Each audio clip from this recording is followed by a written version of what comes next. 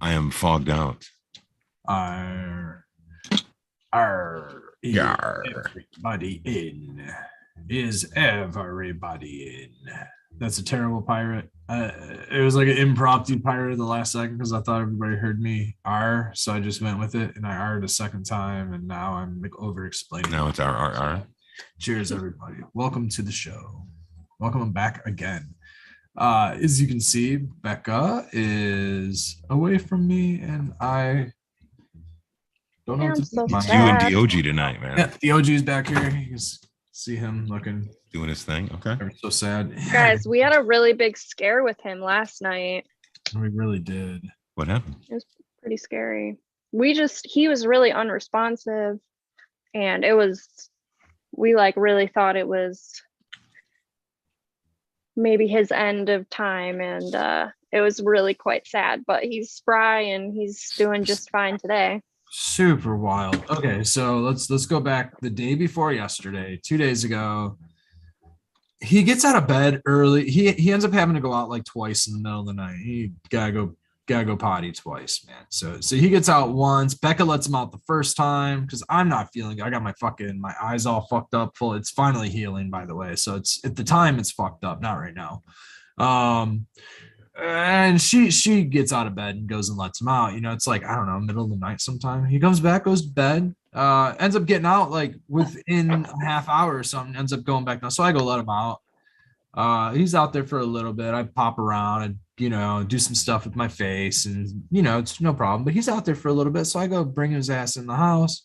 He's out there searching for water and stuff. And he doesn't want to come upstairs. It's slightly sunny out. We had a couple dull days.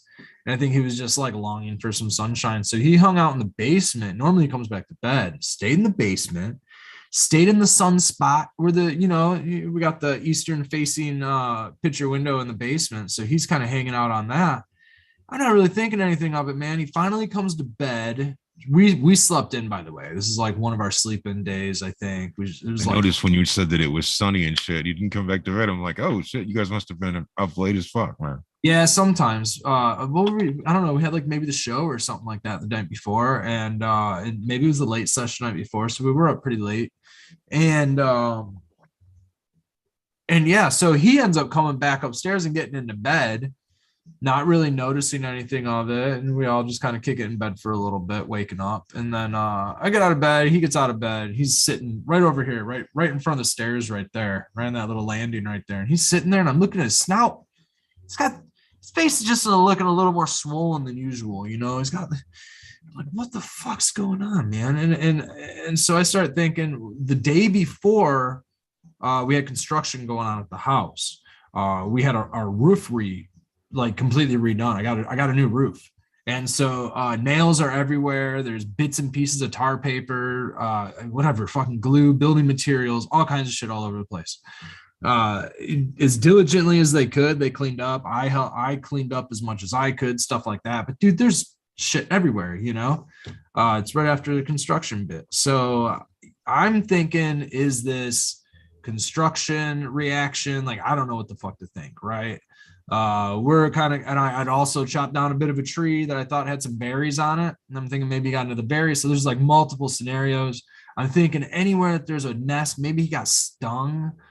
We don't have any nests at the moment, like real close to the house. So I'm not really thinking what the hell's going on. So I could give the vet a call, asking if they have any information that maybe animals come in with allergic reactions to building materials. They can't give me any information over the phone, of course, liability reasons. I get it, whatever. But come on, man, even be a little helpful, yes or no, it'd be cool.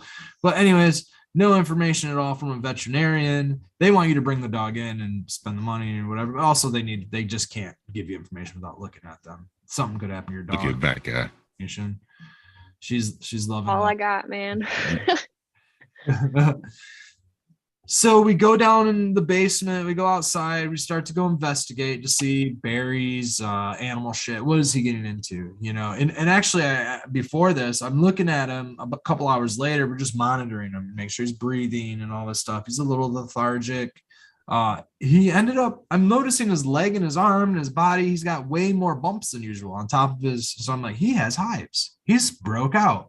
So now I'm starting to process and going, all right, allergic reaction. It's not a nail or something. He didn't stab himself. He was having an allergic reaction. His Yeah, it's time for some diphenhydramine. his lips were really fat too, so I was like, oh shit.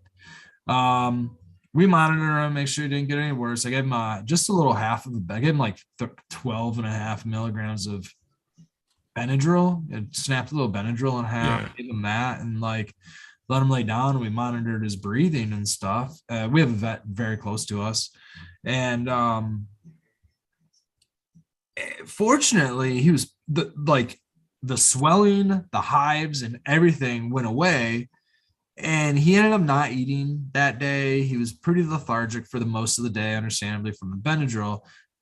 Fast forward to yesterday, the day after, he in the morning was just kind of like mopey a little bit. He didn't eat again. We had to kind of like force feed eat him with like putting turkey and shit like that, deli meat in his food to try to get him to like coax him to eat. So he'd like eat the deli meat and like he'll eat treats and snacky food. He won't eat his food. So we're like, all right. He sits outside for hours yesterday, just laying out there, like just contemplating, life, is basically staring off into the distance, and we're like, all right. Like all day, like all day, just hanging all out. morning, at least until like 4. And then he came inside for a little bit. Yeah. And that's when he kind of laid down and was really acting weird. And I got him to eat at the end of the night. I put something in his food, put some more deli meat in his food, got him to eat a little bit more. And we went to bed, and we went to bed kind of early to go hang out to watch. Shout out to Let's Be Buds. He interviewed let's see, 420 Goddess 420, Spartan Grown, and I believe that Anything Grows might have been back there listening as well. I think that she was at least their Spartan or something to do with that. I don't want to speak for them. They were all hanging out and got an awesome chance to hang out with Tommy Chong. And I'll tell you what, man, Tommy Chong is one of the best storytellers. That dude had some really cool things to say. Shout out to Let's Be Buds and last night's episode where he shared his interview with Tommy Chong. Did he have the famed necklace on? I don't think Tommy Chong was wearing a necklace. I didn't recall seeing that one. He definitely wasn't wearing mine. Whether or not they allowed him back to Cali. Becca gets it. Flower, but it wasn't mine. That'd be funny. Yeah, it totally would, right? I'd totally let him know about that if I ever got a chance to talk to him. That'd be cool. When we get a chance to talk, I gotta be a little more optimistic on that one. So we're laying in bed last night, and he's just asleep, man. He's out. I don't know if it was a latent reaction to the Benadryl, to the allergen, probably to the allergy. He was probably just his body, his immune system probably just kicked his ass for a good 24 hours. But he's laying in bed and he's having these like open eye, rapid movement dreams. And so we're thinking he's having seizures. We're thinking all kinds of shit. He does this sometimes when he sleeps.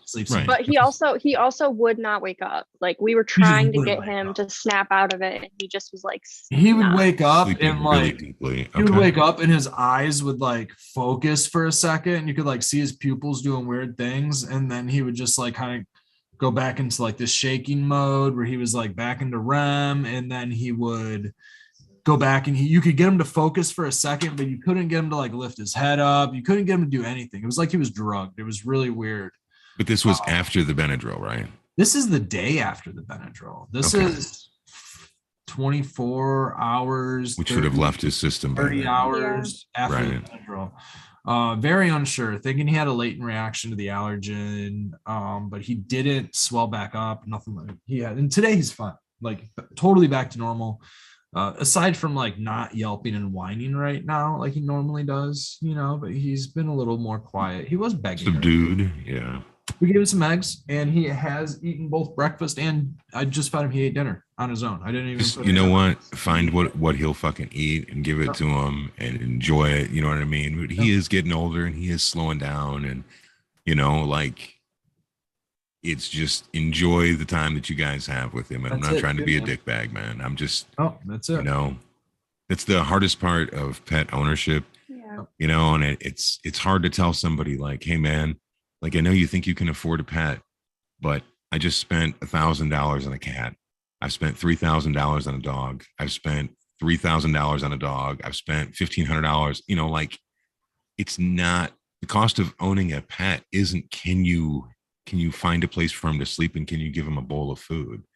Sometimes the cost of fucking pet ownership is to be willing to be there the entire way. Yeah. Nothing breaks my heart more than when I worked for Humane Societies was just somebody turn in an old dog. I'm like, you fucking piece of shit, man. I fucking hate you, man. I hope there's a really good reason that you ripped the carpet out from underneath this dog's fucking world, man, and dumped him in here. Yeah, they need a safe, comfortable place for those last bits of life, just like we do, man. Just like we do as humans.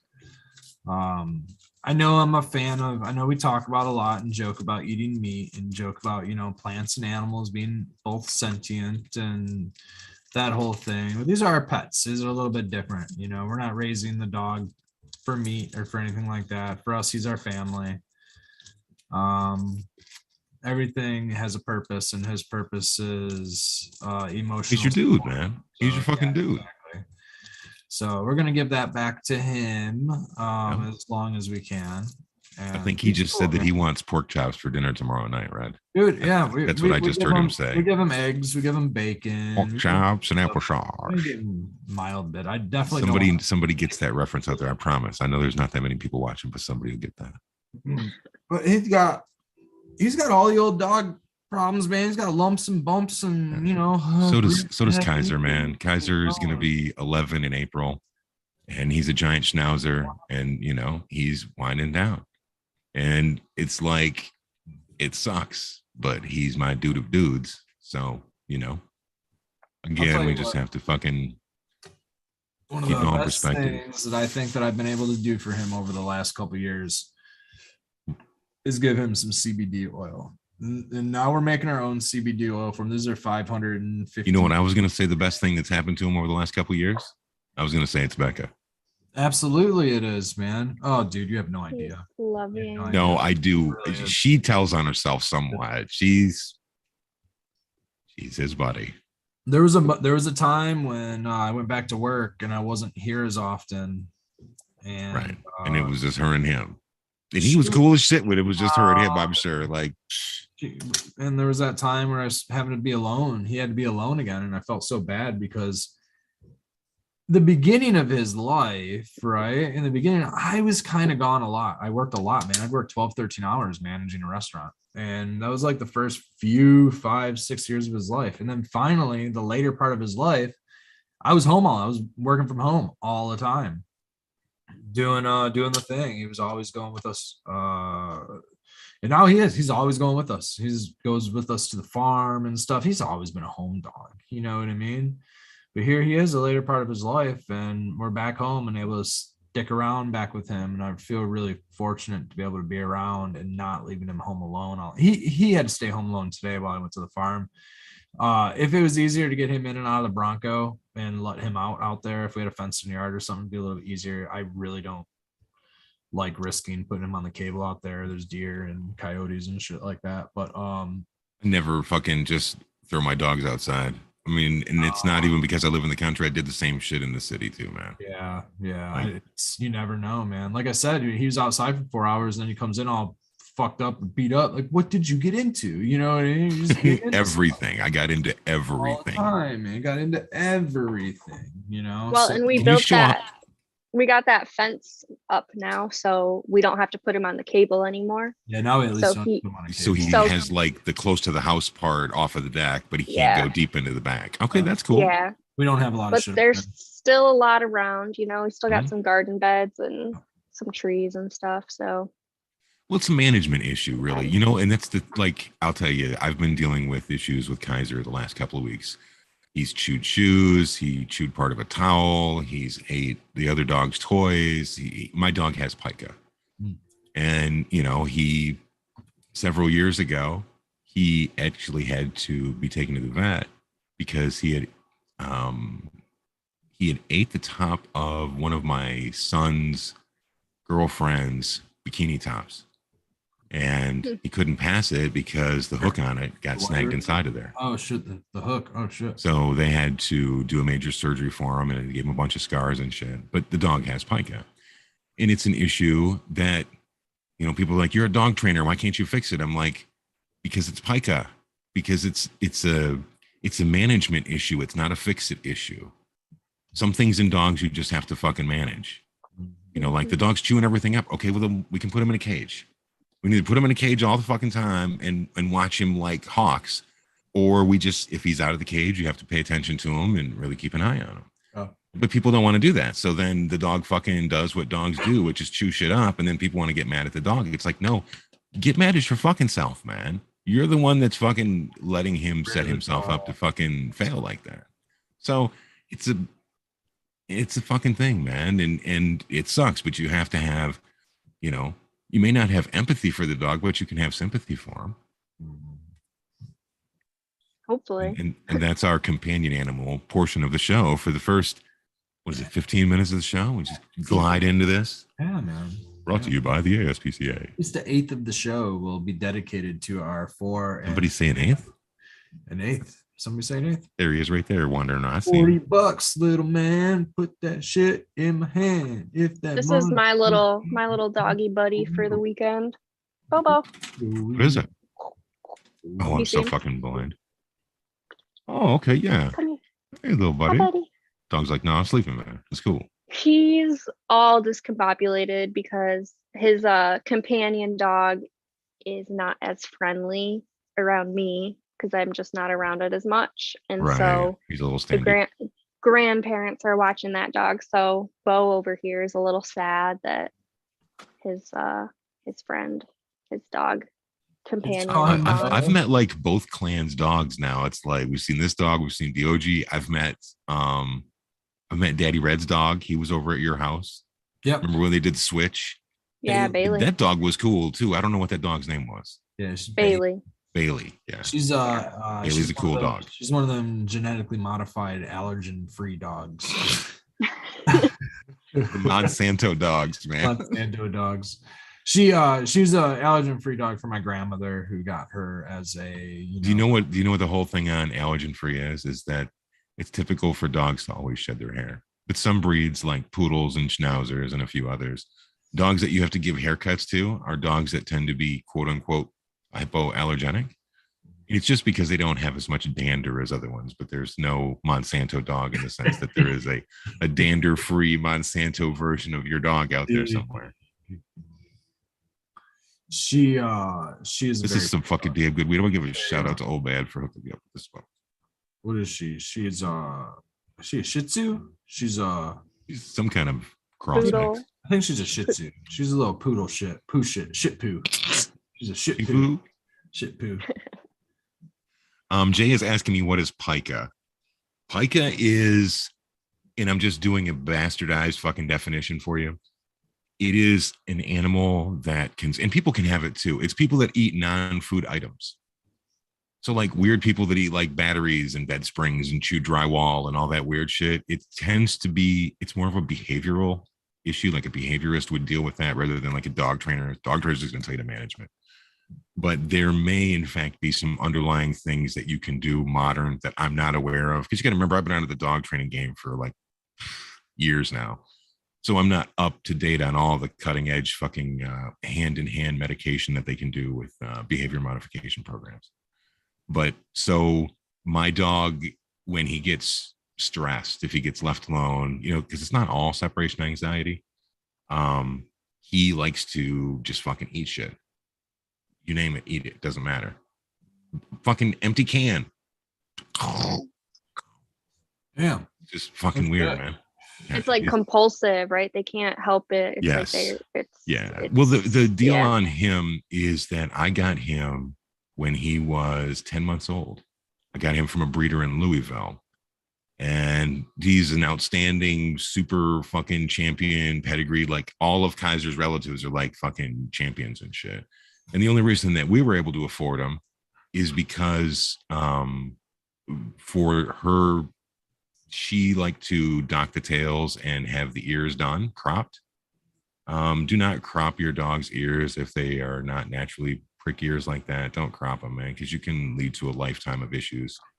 So Kaiser has dealt with ear infections and shit his whole life. And because he was young when he had his surgery done, he shook his head so much that he snapped the cartilage in one of his ears. Oh, shit. So he has like a plucky ear that usually is down. Just the natural thing is to be, half bent. Did it originally cause a hematoma where it swelled up, or did it just massive? Yep. Massive. Yep. And and he's had fucking problems his whole life. Yeah, that's what And DOJ has you know, that wrinkled. it sucks. And then, giant schnauzers also have the shit where you're supposed to pluck their ears. And if you don't, they get chronic ear infections and shit. And it's like he's getting older. And I hate making my dog fucking cry or yelp. It just like, it bothers me, man. The ear that you can see. Yeah. That one. Is that the one that's the funk ear? Yeah, that's the funk ear. The other one several times. The other one on his other side's laid back a little bit. Like it's just, yeah. Hi, buddy. You miss him, don't you? Yeah, he's a good one. What's up, buddy? He's a good boy. Oh yeah. I've only been gone for 6 hours. Not even 6 hours. Not whining at me. That's your dude, though. He's not whining at me. He whines when Becca's here. That's a pretty dope shirt you got on there, Red. I got this for a bag of weed. Get it for a bag of weed, man. Take that shirt off and I'll give you an eighth. Okay, fuck it. It's summertime. Daddy Red says Bailey is a cockapoo. Shout out, Daddy Red. Cockapoo, yes. Thank you, Daddy Red. Cheers, Daddy Red. Daddy Red, I also brought home your dolly, your trailer dolly, because you're pulling the boat out and you're going to need it. Is there an SS Daddy Red out there? SS Daddy Red. Yeah. He's going to get the boat out of the water, and he needed his hedge trimmers and some stuff that was on the farm. But what do you need the hedge trimmers for to take a boat out of the water? Oh, dude, they multitask. Unrelated. Okay, I thought there was some new tech out there for winterizing boats that I wasn't aware of. They're multitasking like crazy. And so he's got that. And so when I first got the trailer, I didn't think I was gonna be able to back the trailer up. So he let me borrow a little trailer dolly that he has. Really cool little thing. It's got a little 2-inch ball on it and just 2 wheels and a handle, and you can move a trailer around. I've since gotten a lot better at backing up the trailer. I actually the first time was able to back the trailer in and out of my driveway. I didn't really need the dolly. So it's just kind of been sitting out there all summer. But now he's going to need it because he's going to have to move that boat around. It's a lot easier to use that thing than it is to turn on and off your truck and, let your garage fill up with fucking exhaust and all that shit. I hate that. So I don't have to do it. Always work at the lake house, he says. That's what they got. They got a house down in mid-southern Michigan where dude, there's so many lakes. If you get a chance to drive down Michigan US 12 north and south, where is that of that highway, that I'm going to pull out the hand map. Rick is here. We have to show him where. So here's the thumb of Michigan. If you go along, dude, right along down here. Okay, down by Monroe and shit. Yeah, it actually kind of goes on this from Detroit. It goes southwest down to the bottom, down to like literally you can take US 12. It's Michigan Ave, Skilbo. You ever heard old Michigan Ave from Detroit? Yeah, for sure. Yeah. That goes from Woodward to Chicago. It's crazy, man. Yep, and it's no faster than 55 miles an hour. Well, it's like people know Gratiot. Gratiot goes all the way up to Thumb. They just call it different things, but it's all still the same road. All the way up into Cass, yeah. Actually taking Gratiot all the way up into Cass is a beautiful drive, man. I love that drive. It almost dead ends in that big ass cornfield, and you bust a right and you head on, and all of a sudden, boom, there's what fucking lake is that over there? Lake Huron? No, Lake Huron. Yeah. What lake is that over there? Oh, I don't fucking know. I was thinking it was Lake St. Clair at first, but that's just a little further. No, that's a little one. That's Lake St. Clair is. It goes Lake Huron to the St. Clair River to Lake St. Clair to the Detroit River, and then onwards and down. Erie, and then Erie and Ontario, and over. And there's a geography lesson for the evening. What do we get? Loosely amongst stoners. Anywhere like north and south, like let's say 20 miles north south of Michigan Ave, going down that part of Michigan, it was like a glacier scrape and then glacier melt, and it just filled up all these fucking little ponds. There's aquifers like a motherfucker through there. It is just unfortunately destructive farmland. Trying to will us into our life, we are really looking for some property out that way. So we're really trying right now, dude. We believe in synchronicities, and a property literally right across the street from our farm basically popped up. Oh, wow. Yeah. So literally right across the street. Like, oh, wow. Like couldn't ask for better place, but a worse time. yeah, 10 acres. It's not listed. No, don't say that. Jesus Christ. You know what you that's the thing, do? right? No, listen, you guys can't own too fucking much. 10 acres. There's no way, because I'm telling you, Don't tell too much about you're gonna kill Becca, dude. It's just too much fucking farming for one woman to We just do. have to keep our privacy somewhat on I'm gonna continue Well, to advocate for you. Fortunately, it's not a listed property, so we can kind of disclose that. But then again, you know, right? People know. no, we wouldn't keep our current house, Skilbo. No, we wouldn't. And honestly, like if we think about it, we could also almost be making money by not having to pay a mortgage. We could get out of debt too, you know. It's actually potentially an opportunity. So I don't know. We're gonna see. We don't know what it costs yet. We have no idea any numbers. We don't know anything. We just know the size of the lot. I'm and guessing. I know that it's an organic farm, man. The dude's been getting over. He already does farming. Dude, he's the Pied Piper, man. He walks around that motherfucker getting followed by ducks, chickens, and geese all fucking day, dude. This is awesome. Becca's dream home. So awesome to watch. Yeah. Everywhere.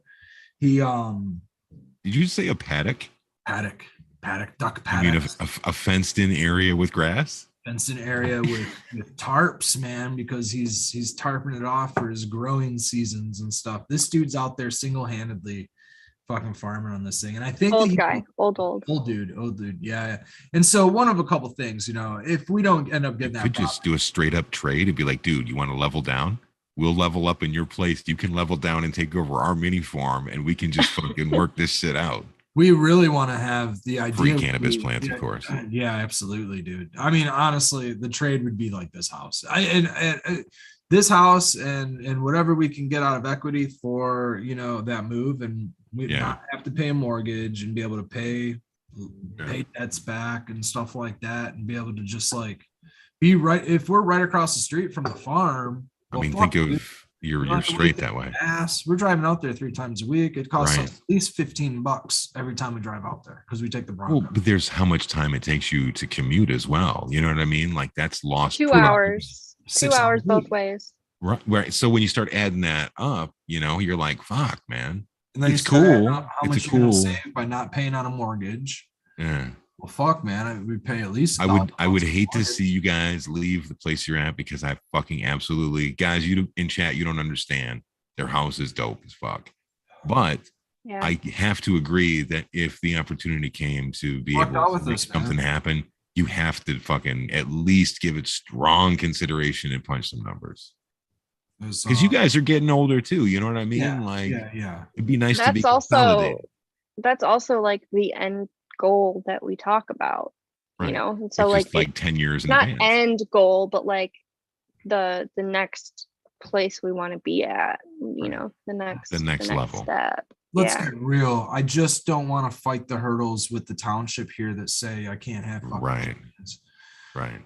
And honestly, his land has been pooped on by chickens for I don't know how many generations, man. And that it's not hot anymore. It's cold chicken shit now. As long as I've been out there, man, it's been just ran on, just dogs, chickens, like it's just nothing but animals, dude. It's beautiful, and he claims it to be all organic. Does he have fruit trees or anything as well? He's got all kinds of trees. I'm not sure. There is a lot of like wild walnut. We have some in ours, but walnut wouldn't necessarily. Kind of not cool with walnut. I'm like, this giant oak tree in his front. I mean, there's definitely some useful. Well, you remember we have a chat for this show, and in the middle of the week, I was sitting out in the middle of my woods. I fucking threw a hammock up, rolled a joint, took a beer.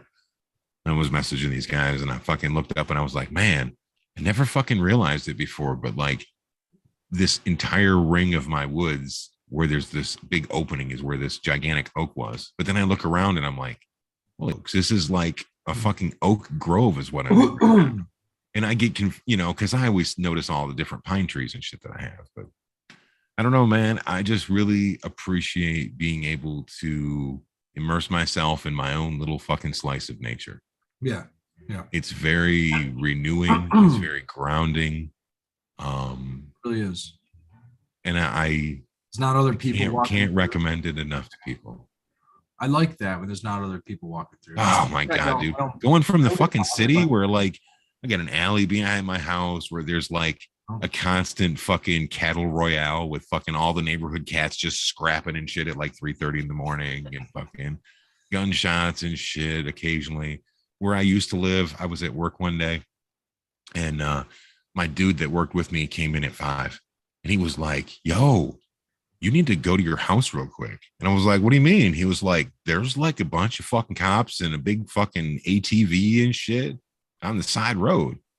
I said, I just grabbed my keys, jumped in my truck. And, dude, it was like 2 blocks away. Rolled up there and I'll be damned, the rental house behind me had gotten fucking knocked over by the local drug task force, man. Jesus. Yeah. So I was like, yeah, it's time to get the fuck up out of here. I'm pretty good, man. I've lived here for almost a decade. I told myself I'd live here for 5 to 10 years. It's not like a forever thing, man. Nobody just stays in one spot anymore. No, not at your stage. Build equity and be a flip at home and make some money on it. This was meant to get me out of debt. So I mean, to serve its purpose, right? It all depends on the deal. You know, is it going to be a good deal or not? What I really like. I love the property that my family currently owns. I love the property where the farm currently is. As far as the township, they want caregivers on a minimum of 5 acres. And if we have the property, but you got 10, you're straight. We got 10, we're straight, dude. And now we can actually like, who cares if we still go? Who cares, right? We operate out of the 5 acres where we're allowed to operate. You know what I mean? We just happen to fucking walk our totes across the fucking street or get over there in the fucking truck, you know? Yeah. To be honest, we'll put up a greenhouse in our well, like Dr. Levy alone says, he says it's nice that you got a new roof. When you go to sell that house, that's a huge plus, man. Absolutely. And honestly, I mean, we the roof is older, probably as old as the house originally bought. So the house is from the 90s, so it's 30 years. You know, like it got its fucking usage out of it. Yeah, so I was able to get an insurance claim for it and shit like that. Red, I do have a question. Is it's 10:32? Did we have a topic for this evening, or are we going to talk about life? All kinds of shit, everything. I know. I'm gonna make some more tea. Okay, I'll be right back. Some more tea. We'll figure out what's going on because Red changed the description to the show right before we went live. But I'm not sure what he changed the description of the show to. I didn't change it. I didn't change the description. It says the Rishi. Yeah, okay. What is Rishi? Right. When she gets back, we'll definitely call back to that. Oh, I changed the bottom description just because I wasn't sure if we were having a show. So I want to get it's almost the end of the season. We're going to start rolling our hours back one more time. And they really want to come on too. And I wanted to talk about their leaps thing and let them get their thing going. In a couple weeks, they have Big Cloud. Didn't they do last week? I have to. Oh, no. As a matter of fact, they had an event and they were doing, and they just weren't able to get home in time and stuff like that. It was no big deal. Not a big deal at all. I mean, everything for the show is up in the air. Sometimes we don't even show up. Right. You know what I usually do is I'll message them and I'd be like, show tonight? And then once they say yeah, then I put the ad up on Instagram. Yeah. And like sometimes even when Skilbo does that, we can't make it. We're like, oh shit, Skilbo, sorry. We actually it's loose. Yeah. So I mean, as everybody knows, you know, thank you all very much for showing some love. Please, if you like the show, give us a thumbs up. And don't forget to subscribe and hit the notification bell because we may or may not be live. We definitely you never know every week, but yeah, you never know. And there's the fall cleanup coming up, and with a couple Big Cloud events, and with let's see here, hunting season and all of that stuff. There's going to be a little bit of a hiatus. We're going to play it loose. You're going to do that. Then I'm going to have to take off for 2 weeks. So I'm going to be gone and I'm not going to do any shows. So you're done. Yeah. Like you're not going to do any shows. You're done with shows. Just for that little 2 week thing. Yeah. Yeah. Gotcha. Fred's like, wait a minute, you doing? You're done doing shows now? Shows, like, you know, hey man, everybody gets their, you know, does their mental health stretch, and then they're gotta do their thing. No, I'm going to be going out to Washington State to hang out with my daughter, and she is going to be having her baby. So I'm super going to go out there and hang out with her for a couple weeks. And you know, I've never been that far west. I'd really like to. I know she said, she's like, oh, I can't wait to take you to Aberdeen, Dad. I was like, hell yeah, because we both like Nirvana and it's cool. So is that where you're gonna go check out? You're gonna go check out some of those old spots? Yeah, we're gonna go check that out. And I was trying to convince him. I was like, look, man. So I've always wanted to go see the Redwoods, like with a fucking passion. And as the years have gone by and I keep seeing these motherfuckers catch on fire every year, I'm like, dude, I gotta go. I gotta get out there before these things are gone.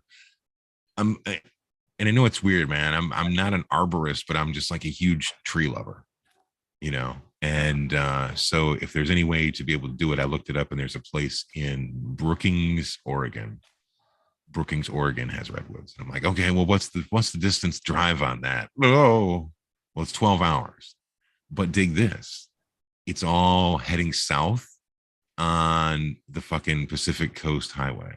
Wow, it's 12 hours from where you're going to be at? Yeah, 12 hours from where we're at. Because it's a slow ass highway that probably does this. Yeah, because it's in Olympia, and then so you would head to the Pacific, which is like an hour, and then fucking you're going around like, oh fuck, they told me and my brain is broken and I can't remember. But yeah, it's all south through that. I'm like, all times little. It would be pretty fucking sweet, man. So I don't know if we'll be able to pull that off or not, but the big thing is I'm just really looking forward to getting to spend time with my daughter. So I'm excited. DOG agrees with me. See, he does agree. He's going to start going here. That's a DOG, yeah, man. I'm excited for that too. Yeah, the shows, we're definitely going to have to end up getting into fall cleanup and stuff, and we've got lots of stuff going on. He's cooing like he says, "Where's Becca?" He saw me pull out some bags, and he thinks that it's food. So I might actually have to be quick with this and then go put them away. So, dude, it's not food. It's not. I don't actually have anything. I'm sorry. He's looking at me like a crazy person. Like, this is how he looks at me again. He's just staring. Oh yeah, you can't see now. You guys look at him. He's like, oh shit. He's like, don't put me on camera. I didn't do my hair today. So DP, there he is. That's who I was waiting for, so I could give him some. Didn't you guys go over to the Future Cannabis Project 2 and do a Rosemary's episode over there? Yes, dude. Yes. Fuck yeah, man.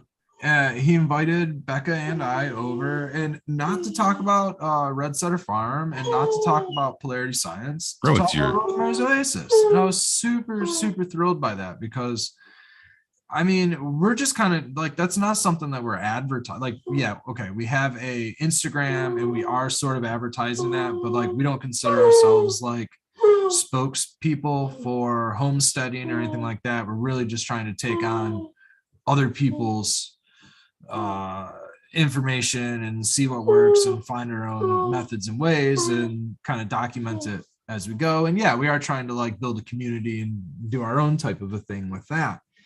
And thank you, DP, very much for allowing us to come on your show. For everybody that doesn't know, I'm gonna go put DOG in the bedroom here and just say, well, wait till back. You guys do that, and I'll vamp for a few minutes and talk to the fucking people. DP has a show, Saturday Mental Breakdown, but we actually went live, and I don't think it's all Saturdays anymore. But it's a mental breakdown, and they talk about mental health. They talk about all kinds of shit, man. The other night we were talking about food and health. So that's a big thing. You know, the gut and your mind are connected. And DP, I don't even think I got into serotonin or anything, man. So I still have tons more to talk about. And to be honest, we went for almost maybe 3 hours or something already. And I got really ill towards the end of the show. I drank some caffeinated black tea. And sometimes when I steep tea too long, I really have an issue and I get super, super ill. And that's what happened. Becca, Go put him in bed. Go put him in bed. Yeah, go ahead and chatter here. Come on, go to bed. Go. Yeah, go to bed. Go. It's just quality entertainment here. Go to bed. He's like, I'm good, bro. I'm not trying to get up. Just walk down the hall, Red. He'll follow you. Go, let's go. Told you. I'm surprised you didn't put the fucking headphones on and step up. Be like, just right into the. Oh. Yeah, it was scary. It's scary. Old pups. Well, I would like to take this opportunity to thank everybody for joining us tonight. Hopefully you are in live chat. And if you're not, make sure you go back and give us a thumbs up before you come back and switch over to live chat. What kind of tea do you have there? Just some orange pico? Isn't this a cool mug? The dope cup. Mama Becca has some pretty snazzy taste. It's my stepmom, but yeah, she does. She's got the best stuff. It's some peppermint tea. Oh yeah, man.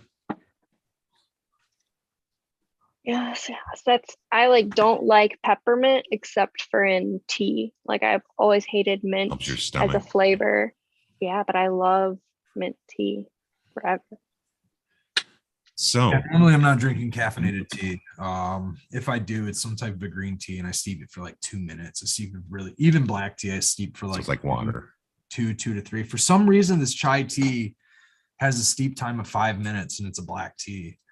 And Becca did nothing but steep according to the packet, but that's a really long for black tea for me. And I had a cup the night before, so I'm unsure if it was necessarily the tea or the fact that I had 3 bowls of the soup that I made plus the tea. The soup that I made, which included just a ton of roughage spices and yeah, dude, you know what I mean? Just tons of veggies, and I think I overdid it with No, you left it on for 24 hours. That's my thought. Like yeah, on warm. Did that. So we just did that. We left like a stew with chicken on for like 24 hours the night before because we were at the farm and it couldn't fit in the fridge. So we were like, well, let's just leave it on, all night and bring it home, and then we can put it in the fridge the next day. Well, maybe we just pushed it. Never ended up doing it, so I just ate it all the next day. That was just completely food poisoned myself all the way. But no, that was like 2 or 3 days earlier. Okay. And I don't think the soup, there was nothing really in the soup to get me sick though, besides the chicken stock. I don't think the chicken stock would go bad. I don't know. Vegetables. I think that it was the tea because anyway, aside from what was it was the same effects and reaction that I had the other, I don't know, it's happened a few times. It's happened at least 3 or 4 times because I didn't realize what was doing it when I was having this reaction to tea. For some reason, I could just keep a tea bag steeping in tea and I would just add hot water to it. And I would just sit there and drink tea that way. I think it was like the way my grandma did it. And I don't know, maybe a way I used to watch people drink their tea. They just keep the tea bag in there. So I used to do it. And then all of a sudden, maybe 5 years ago, I was drinking my tea that way and I got violently ill. I was drinking a Lipton green tea, like the most commercial type of green tea. And that tea bag was sitting in there for like fucking 10 minutes. Who knows how long. And I just drank like half of the glass of tea. And within a half hour, I started getting like raw, tunnel vision. Like I'm going, I'm gonna pass out. Too much caffeine? Yeah, it was something. I don't know what it was. I didn't have like racing heart. I think it was too much caffeine. I think I was having like overdose of caffeine. So let's talk about this Rishi fucking experience here. This is something we've been talking about all day today behind the scenes. So I want you to lay it out for everybody what you did. Okay. And what you report back. Do some blind study experiments between the different mushrooms that we ended up getting. But we all know what most consider a psychoactive cubensis mushroom contains psilocybin. Okay, that's what's in the jar displayed here on the screen. There's a couple small psilocybin mushrooms. Here, let me grab one of these. And for the most part, You identify psilocybin based on the species of what this looks like. It's got some blue hue. The grower told me what it was. But anyway, okay. And so what is that one called? I forget the name of the actual species of what it was.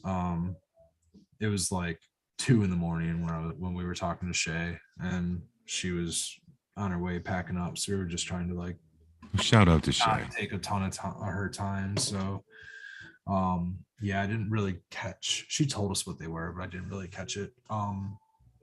So anyways, let's talk about the Paul Stamets stack for a second, which includes lion's mane mushroom. We'll define what a stack is. Stacking. The stack portion is stacking different compounds or mushrooms or foods for synergistic effects. And in the Paul Stamets studies, if you stack psilocybin mushroom of a microdose with a small dose of a lion's mane and a small dose of niacin, then those 3 synergistically will help neurogenesis, which is basically your brain healing itself, creating new pathways around old barriers. And this is found in scientific studies that they have done through his research teams and through some universities in the Pacific Northwest. Probably in California, I believe he's working with many universities. I can't speak for the dude. So anyway, look up some of Paul Stamets. He's one of the ones to pretty much talk about this information the most, and he's the one who probably through his information you can find those research articles, because those do exist.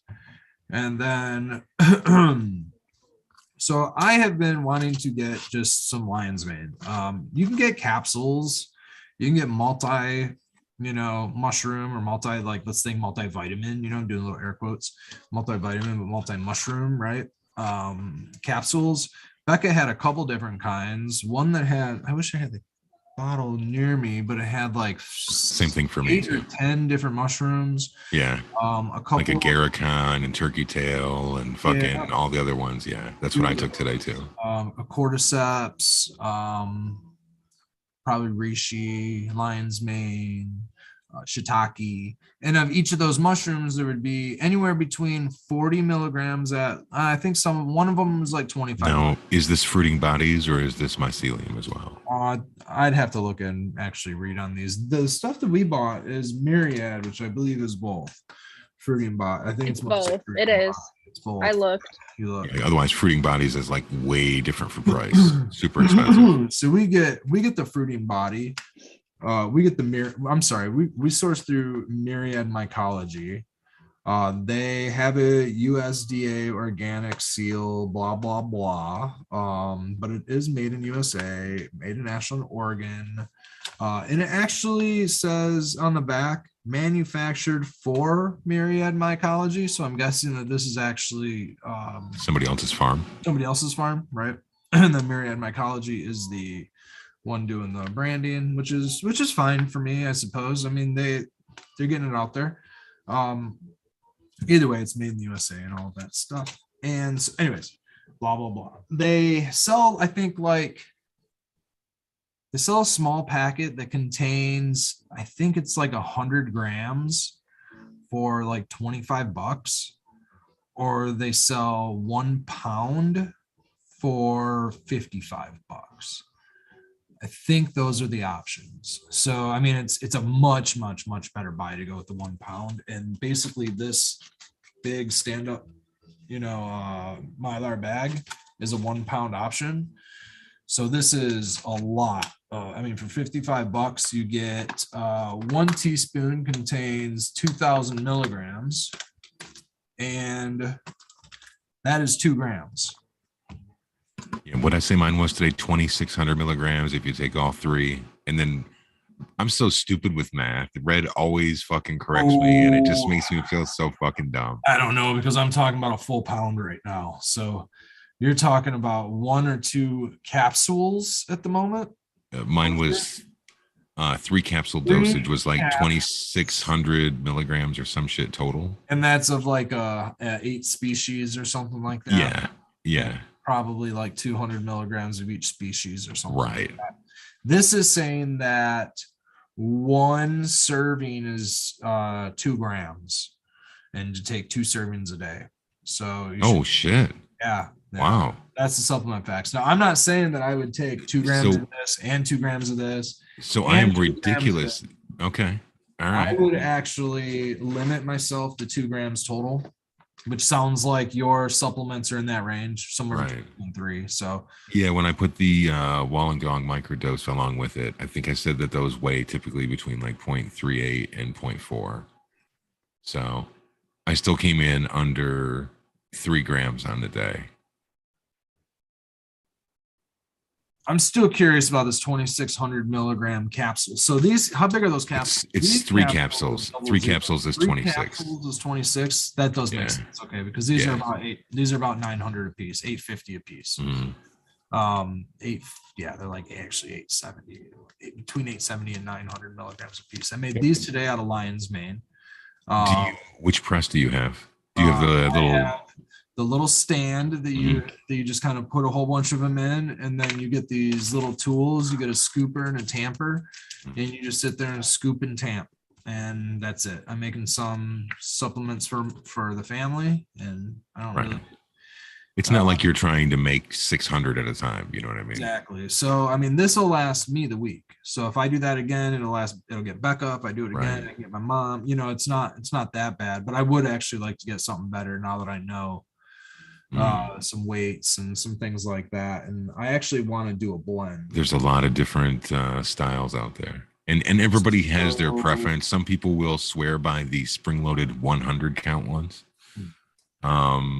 Yeah. It's also a preference on what size capsule you want to use. I went fucking gonzo and got the 000s because I wanted to see how much I could jam into one so I could only take one for a microdose. And it always gets fucking like hung up. You're like, oh, dude, it hangs out for so long.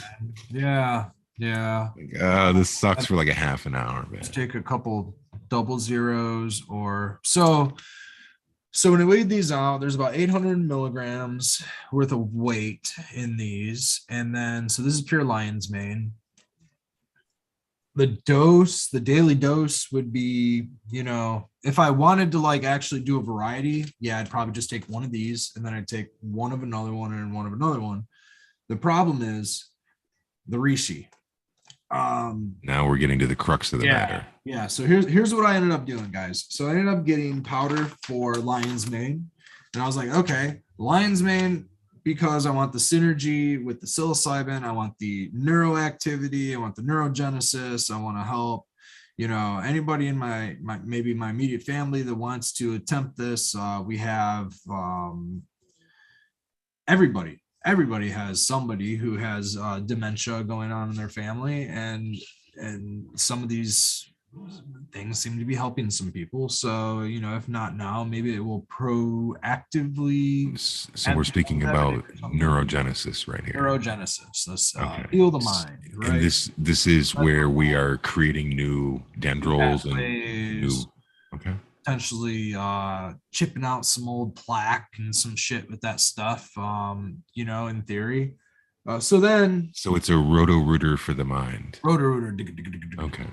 Let's bring in some maybe antimicrobials and some. Let's see if this says anything on it. It doesn't, but turkey tail. Turkey tail was, I think, one of the main ones that Paul Stamets was using on his mother when she was going through her cancer trials. She had like a stage 4 breast cancer. And so there's like anti-cancer properties, lots of healing properties in the turkey tail. So the turkey tail is definitely just for good old-fashioned preventative health. I think that it's a blood cleaner. It just does a lot of things. So cheers up for the turkey tail. Now, none of these you're supposed to get any type of a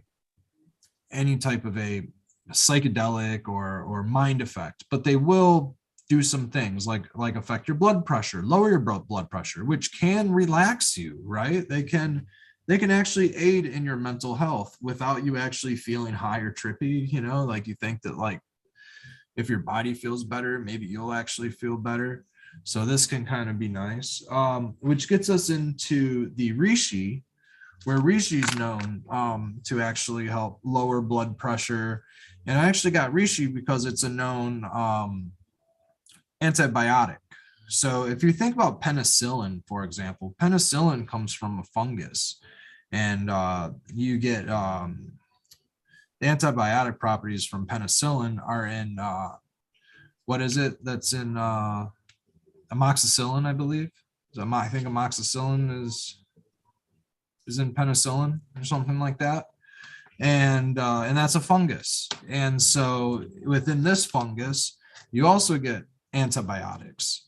So fortunately, with me having a bacterial infection going on right now, these came right on time because I was able to, well, I looked at the package and it said the serving size is 1 teaspoon or 2,000 milligrams and to take 2 of those a day. So I went ahead and I said, well, I'm going to take 2,000 milligrams. I'm going to take 2,000 milligrams of, I'm going to take 2,000 milligrams total. I'm going to take 1,000 milligrams or a half a teaspoon of Rishi and 1,000 milligrams or a half a teaspoon of lion's mane. I didn't have capsules divided up. I didn't fuck with the scale. I took a half a teaspoon. We have some nice stainless measuring cups, and I took a half a teaspoon of each of these and I put it in some applesauce, swooshed around the applesauce, and ate some pretty gritty. Well, I added some cinnamon. Ooh, the cinnamon could have It just tastes like shit. I didn't add the fact that I added the cinnamon, but I don't know if there was a synergy here as well. But I added cinnamon, these two, to the applesauce, and then I took a wee little 200 milligrams of the psilocybin mushroom. 200 milligrams, for those that don't know, is, when looking at this big old mushroom right here, 200 milligrams is like maybe double that. Okay, that might be 100 milligrams. So it's a tiny little bit. This thing poofed with a bunch of dust. Eat it. Let's see. Okay, so do it. So a tiny little bit of mushroom, which would be considered a microdose. At my tolerance, I wouldn't normally feel 200 milligrams. In fact, of the same jar, we've been in, you know, it was a different mushroom. It looked a little more potent, but Becca and I both ate off of the same mushroom. And the reason I say it looked more potent was just because it was more blue, but that could have been more oxidized or whatever. But again, mushroom to mushroom, it could be slightly more potent. But we took 200 milligrams. Becca and I took pretty much the same dose. Our normal tolerance dose, we're taking 200 milligrams every, you know, few hours or so. So we're like in the range of like 800 milligrams a day. So yeah, 200 milligrams, you shouldn't really feel that. Well, anyways, an hour and a half, 2 hours go by. I'm outside doing a little bit of work, and all of a sudden I'm like, oh, I kind of feel that 200 milligrams. Weird. And I'm thinking about it. Wow, I wonder if this is the combination of the lion's mane, because I was really feeling it. And so to give you guys a little bit of perspective, at the very beginning of our series here, which we'd never really had a season or anything, so let's go all the way back 60 episodes, and maybe on episode like 1 or 2 or 3, we talked about lemon tech and how it kicked things in. And if you soak your mushrooms, it turns the psilocybin into psilocin if you soak your mushrooms in lemon juice. And it you don't have to like have that conversion. Which makes it kick in 20 minutes rather than faster. 45 minutes or an hour, but it also burns through it faster, more like rocket fuel rather than, you know, unleaded. And it can be a little bit more intense too. So indeed, for weight, yeah, it is an intensifier. Like 2 grams on that is like substantial. And so what I'm thinking is that this is similar to that. Maybe the lion's mane is causing these. In the entire time, I'm thinking that it was the lion's mane. But let me get into about a half hour. Oh, Becca just left. This is the perfect part because she was supposed to say what I was doing. Sorry, I'm right here. Bouncing around. I'm in here hanging out. And I'm just like, she's like, you okay? And I'm like, yeah, I'm like really feeling that microdose. And I'm asking her, are you feeling that? Because she took the same amount. I'm thinking maybe it's a potent mushroom. She's like, not really. I'm like, all right. I'm thinking, well, I'm really feeling this lion's mane. And she didn't really want to just eat some lion's mane. So like a little while later, she ended up eating some lion's mane and like a half a gram or something like that, 400 milligrams. And she didn't really feel like how I was feeling.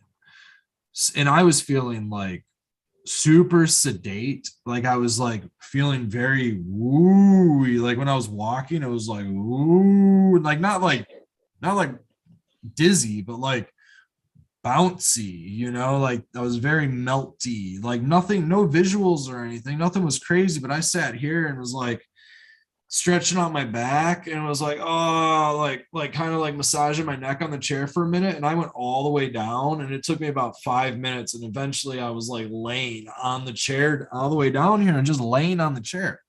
And like, I was aware of it, but I was like, I'm just very comfortable. And Becca came on and she's like, you okay? And I'm like, yeah, I'm just really comfortable. And I'm like, I'm going to get up. And she helped me like pull the When chair he back. said, yeah, did he go like, yeah?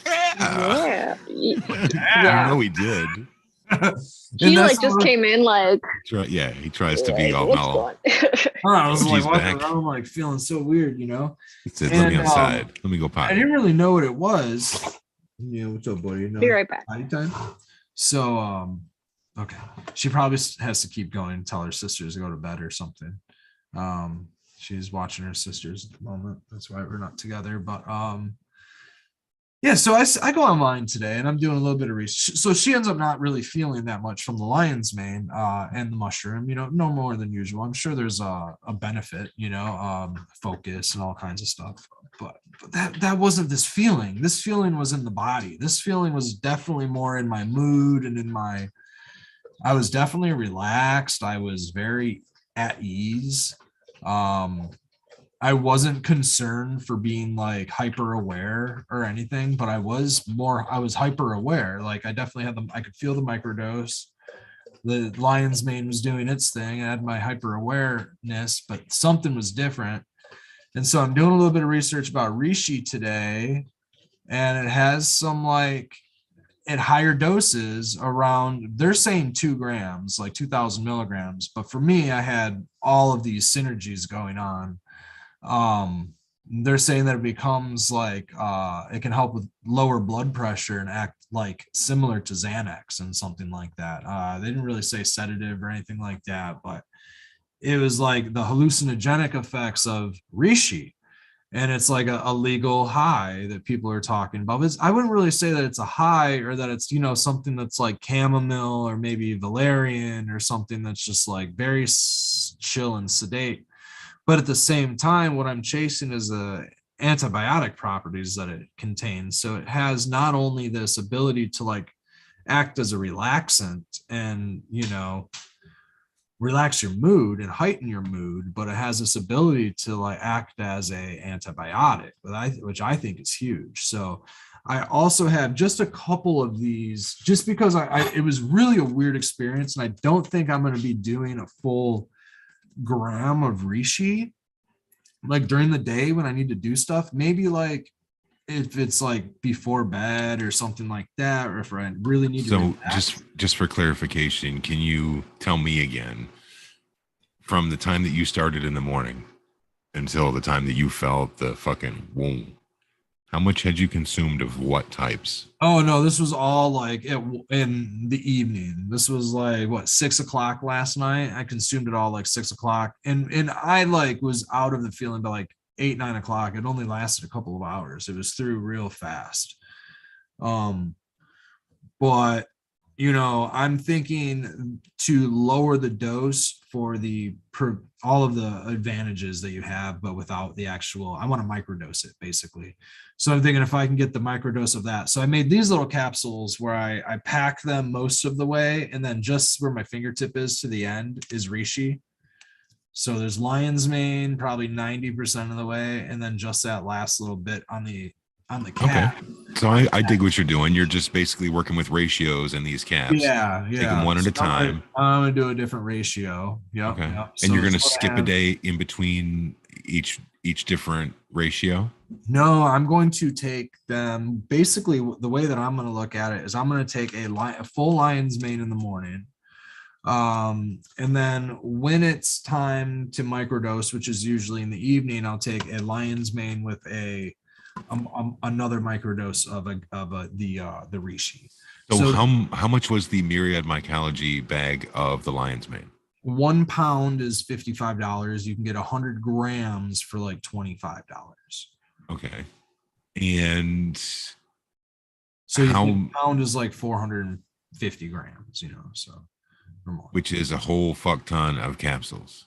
A whole fuck ton of capsules, man. Yeah, when you're talking, this is like a year's supply. This is like a year's supply. Yeah, so this is 0.8 of a gram, and you're getting 450 grams.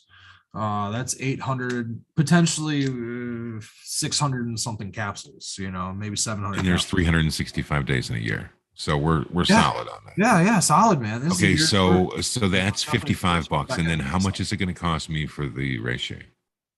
Same price. They're all the same. 55. Yeah. Okay, and the dosage of that is going to be 1/10 of that. So I may be able to just buy the 20 grams. You don't need to the 100 grams of it rather than the pound. Right? Yeah. Because that's my ratio. So let's just call it $75. I can be out the door and run and throw some gel caps on there for another $20, buy 1,000 and rock and roll. Yeah. I like the ones that I sourced are vegan friendly, which means that they just don't have, I think, gelatin. I think they almost all are. I think almost all capsules are fucking. I'm not sure what it is. I don't think it's pectin. I gotta grab my shit too. Damn it, Red. It's not vegan. It's vegetarian. The ingredients are vegetable cellulose. This is 100% plant-based, free of additives, gluten, preservatives, sodium, lauren, sulfates, or GMOs. So this is Capsules Express. Why wouldn't it be vegan then? It just says vegetarian. It just says vegetarian. Yeah, probably because vegan is just a very, very strict, it's probably like Omri certified. You probably have to have an extra certification to be vegan certified. So I don't know about that. Making shit up right now. It says vegetarian vegan. It does say vegan on the package. Look how cool this cup is. You missed it earlier. So it says vegan down there on the bottom. Look. That's badass. That's really cool. It's like a weird little. It's like a conch. Yeah, it's like your hand goes inside the mug. Very conky. Skilbo, did you get your capsules? Are those the ones you made, or the ones that are? These are the ones that I made. So those are all psilocybin, or are they? These are all psilocybin. All psilocybin. These are Wollongongs. 0.0 Wollongong. And what's the weight on each of those? On a 0.0. Do I have a scale around here? Hold on, I'm not even sure if I have a scale. That's how out of the game I am, right? I think my scale's in the other room, but I think it's probably like 0.4. Okay. These little double zeros are 0.8, so you're up a lot higher than 0.4. Okay. So these are Capsules Express, pure gelatin, empty pill capsules, ingredients, pure gelatin, blah, blah, blah, size 000, non-GMO, gluten-free, certified kosher, quantity 1,000. So the big difference 100% BSE free, no additives or preservatives. Oh, yeah, these are certified kosher. Are yours certified halal? Halal. Yeah, that's what kosher means, right? No, they're slightly. Well, halal would be different than kosher. There you go. They're similar. It's a very similar process. This is what I use, the capsule machine.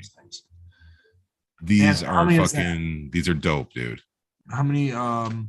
So the 000, I can make 18 at a time in as little as 2 minutes. Fill your own capsules so you can custom mix ingredients, use quality and fresh raw ingredients, save up to 75%, avoid using binders, blah, blah, blah, blah, blah.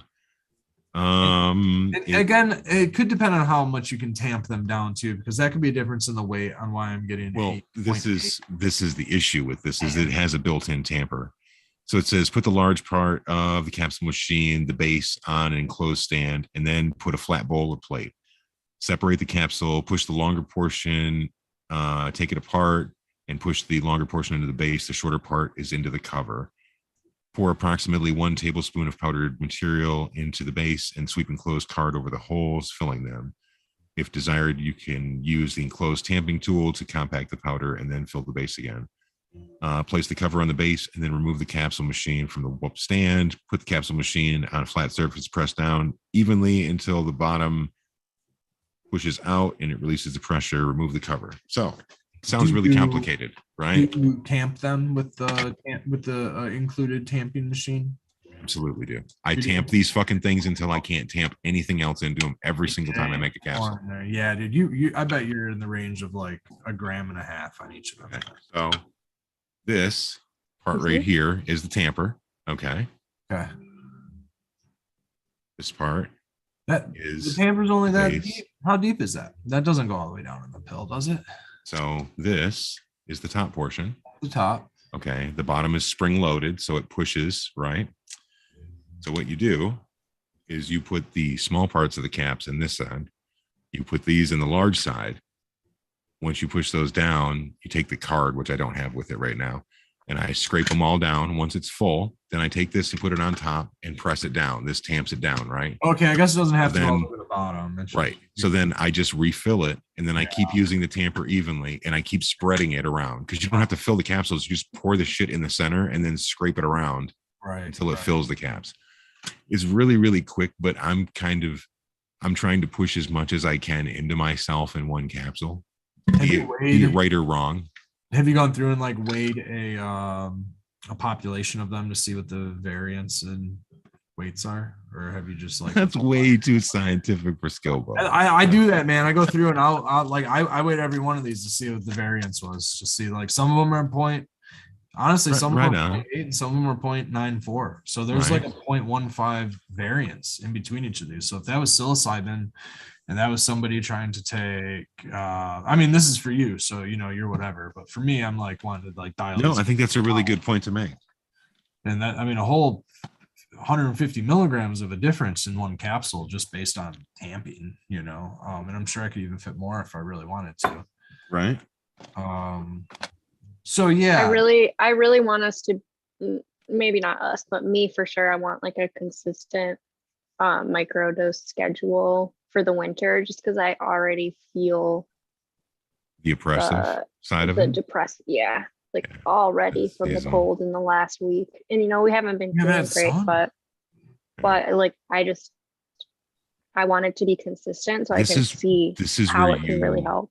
This is where you use your smartphone and your reminders or your schedule or whatever, you know, use technology to your advantage. A lot of this is, you know, craft folk work.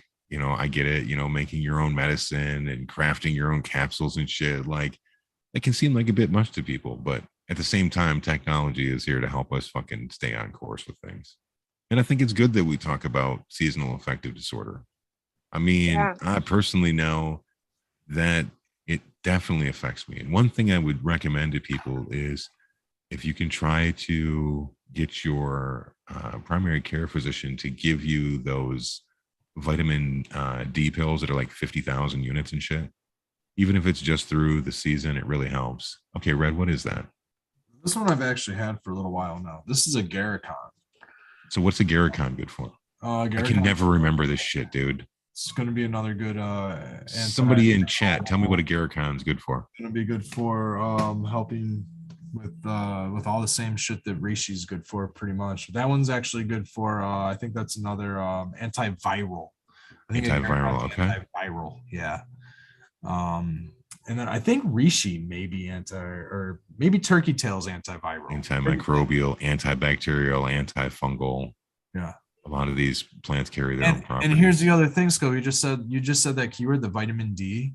Yeah. All those capsules that you just made right there, and all these mushrooms are here. That's all high sources of vitamin D. Yeah. In fact, I don't know where they're getting the vitamin D that's in the supplements, but it's probably fungus, considering the only sources that you can really get it from are mushrooms, humans, and the sun. Well, I'm thinking like I want to do like a combination of all that we just got, the Rishi, turkey tail, lion's mane, and psilocybin, probably like the psilocybin in a very small dose every day, and then supplement that as needed with more. But I want like a good chunk of time where it's like consistently at a super low sub-perceptual dose.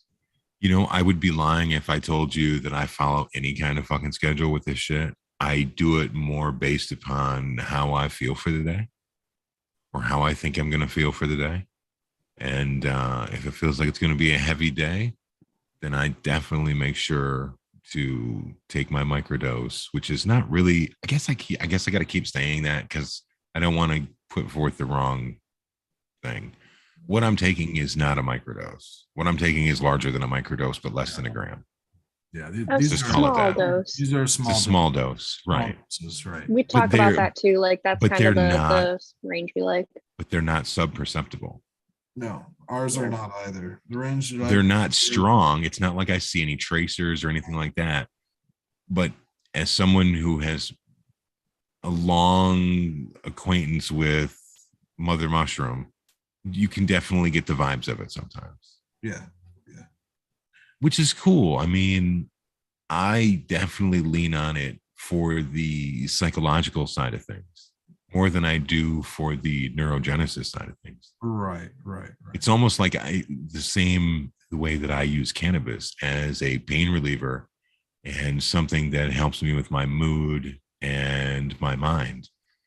Not so much. It's kind of just an added bonus that it's also good for other things for my body and for my long-term health.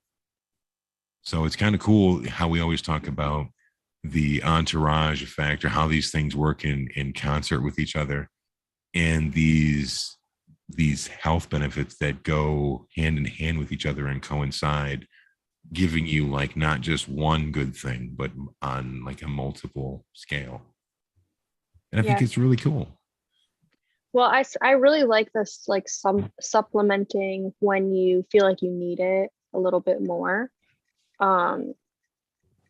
But I do tend to like, it's like towards the end of the day when I've already been feeling kind of down for some of the day, and not down, but just like a lower mood, lower motivation. Muted. Just dim. And like if I could skip some of that part, that's where I think like the consistency and maybe having, even if it's like 3 days on, 2 days off or something, you know, within the week, but it's consistent. And then I'm still taking all the other. It hasn't been 3 weeks between you taking a dose, and now things have slowly spiraled down the drain for you. And you're like, fuck, now I need to do like a more substantial dose. And I really don't want to deal with this shit right now as it is. I'm already having a hard fucking time, man. Like, Jesus. I like your proactive approach to it. Someone That's what had I mentioned, want to try. Well, someone had mentioned that they had a different schedule, and it was something, and whoever you are, you're like a big person, so it doesn't fucking matter anyway. It was like, if you take your microdose on one day, you're getting a full dosage of it. And then the second day, there's still some half-life of it hanging around your bloodstream. So then on the day after that, you don't have anything. And then the next day you have your microdose. Whereas some of them I've seen have been like 3 on, 4 off. I've seen 5 on, 2 off. And the thing is it really doesn't fucking matter, man. Like, make it work how you make it work for you. Don't get stuck up on what so-and-so says or how so-and-so does it. Use those as people, like, we keep making this stupid fucking Bruce Lee thing about the finger pointing to the moon. Don't focus on the finger, focus on the moon. So I'm not going to worry about well, you're not following Fetterman's, and it's a problem. No, dude, it's just, it's a guide in the woods, man. Exactly. That's all.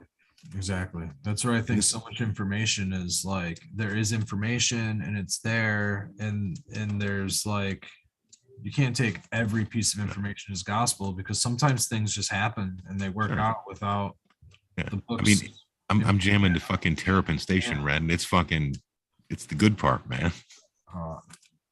Estimated profits going on back here. Oh, I just had that on, man. You know, I want to give a shout out to the fucking. I know that people don't have access and don't give a shit, but my favorite estimated profit that they did this season was from June 14th. It's like a 19-minute one. Oof. I love that bluesy side of it, man. Music to me is one of the things that I use to modulate my moods. You know what I mean? Like music to me is like a prescription drug. If I go too long without it, I start to have withdrawals from it and I start to really dim down. I have been more and more like I'll notice when I change, when I'm starting to listen to music and I'm like, oh, cool. Right. This is I like it. I've always loved music. I always have, but name 5. I never thought about it that way.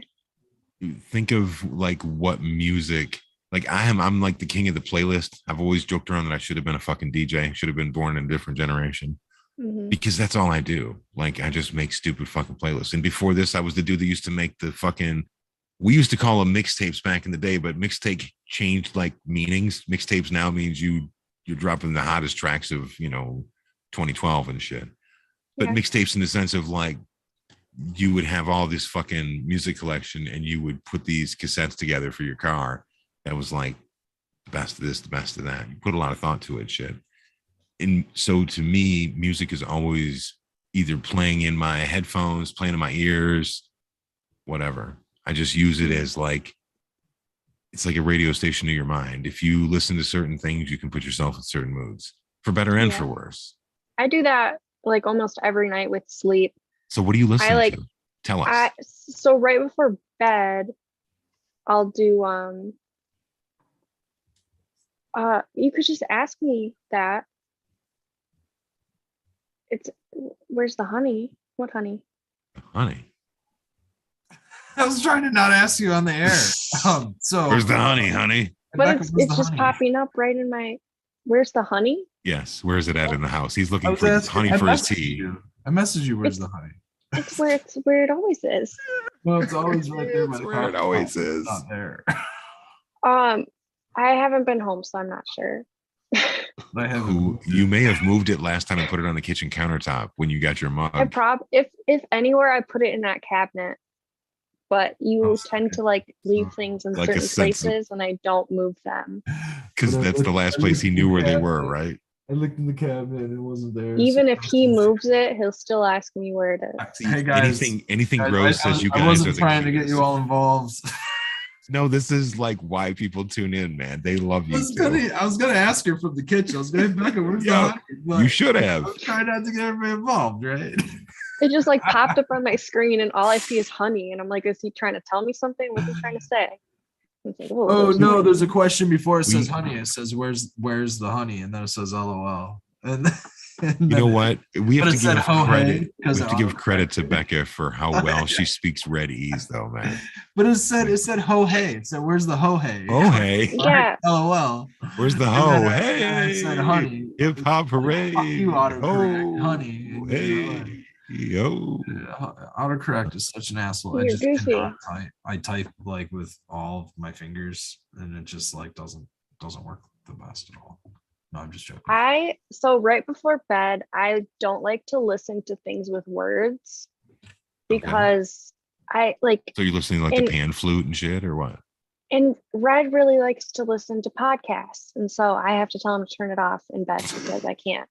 Can't do but talking. I like to listen to like jazz music or just like calming, just like I just want give me a song. Give me a song. What do you like?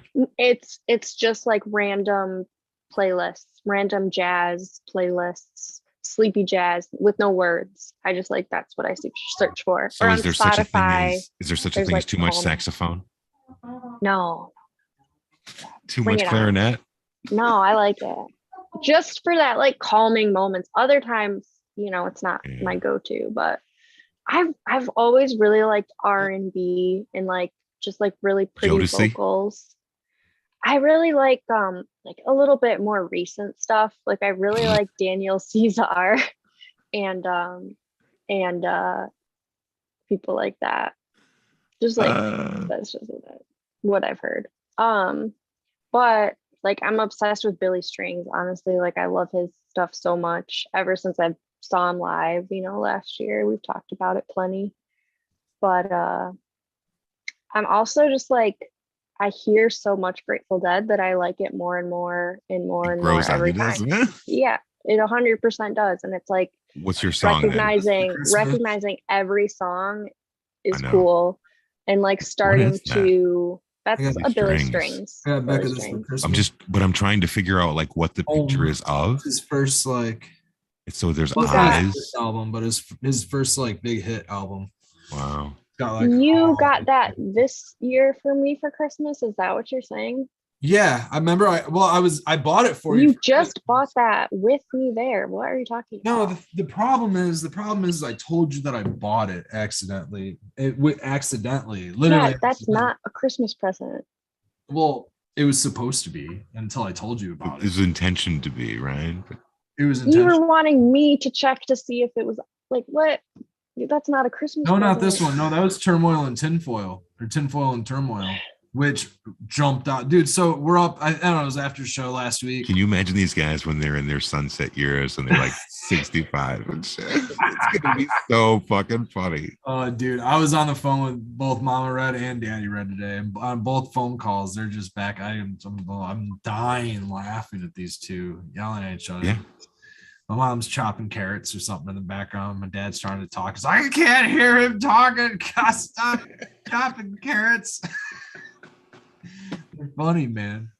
I mean, I can't imagine what it's like having to, talk on the phone through a hearing device that is also a speaker and picking up everything around it. So that's just got to be tough. So that's kind of what's going on. So, anyways, So did you find the honey, Red? No, I can't find the honey, dude. I don't. What'd you do with it? Go take a spin around the kitchen because you're not going to be right if you don't get it. It's always in the same. I'm just trying. We have more honey. We have more honey. You can open one of Blue Kisses. The Blue Kiss honey yet, but I'm gonna have to. We'll get this shit figured out, guys. We promise. This is our intermission. So going back to the music, right? Mm-hmm. So what is your favorite in the vein of the Dead? What are your songs? Yeah, right now it's Ramble on Rose for sure. I'm like starting to hear the lyrics and like in all the songs, and like starting to get into it more. I would say like every day, like literally every day there's a song and I'm like, oh, I know like the lyrics to this, cool. Right. Or like that's a cool lyric. But I love at the end of Ramble on Rose, it says like the grass ain't greener, the wine ain't sweeter, either side of the line. Like I just think that's really cool. That's like a good thing. Like there, yeah. Toxic positivity is like rampant right now. And so that's just like what is toxic positivity? It's just like where everything's fine, don't worry about it. Like just like outwardly being positive about every single thing and not accepting that like sometimes things aren't always sometimes I love this one down. Skilbo. What's that? That's why I love her. Yeah, her acknowledgement to reality. Becca keeps it real. People don't really know that. They just see you from the show and they don't really understand that like there's layers to this. Yeah, I think it's funny because I just say funny shit most of the time and I'm fine with that most, I like just saying my 2 cents every once in a while. But I like when I heard that lyric, it just like stuck with me and I really liked it. So like I've been going on that song a lot lately. What's another good one? I like what's the line that I like? I like Althea a lot. Like I like the idea of it, yeah. I like that little tone of it, the beat. Althea's got a fun tone. It's fast paced. Yeah. Oh, I guess moderately paced for whatever they got going on. See, I like the bluesy long fucking guitar interludes of like a really good Dark Star, or that groovy funk of a long Estimated Prophet, or don't even get me started. We all share that damn China Rider segue back and forth That's just Good too one. much fun, man. I love I Know You Rider. It's great. I think it's an I do awesome too. song. What's Hour. the song that you really like? The Pigpen one? Two Souls in Communion. Yeah, I like that one's like on my favorites playlist. The I don't Stranger. even know if I don't even know if I've heard Stranger that. is probably one of my dude. It's become it never was probably up until this year when I started listening to the song, and dude, it's probably one of the most beautiful love songs. It's amazing. It's fucking awesome, dude. I didn't think the Grateful Dead had many love songs. Not a lot. But Pigpen, Yeah, there's a bunch of them. not really. I don't know, man. It's like, I don't know. Well, there was love involved at one point.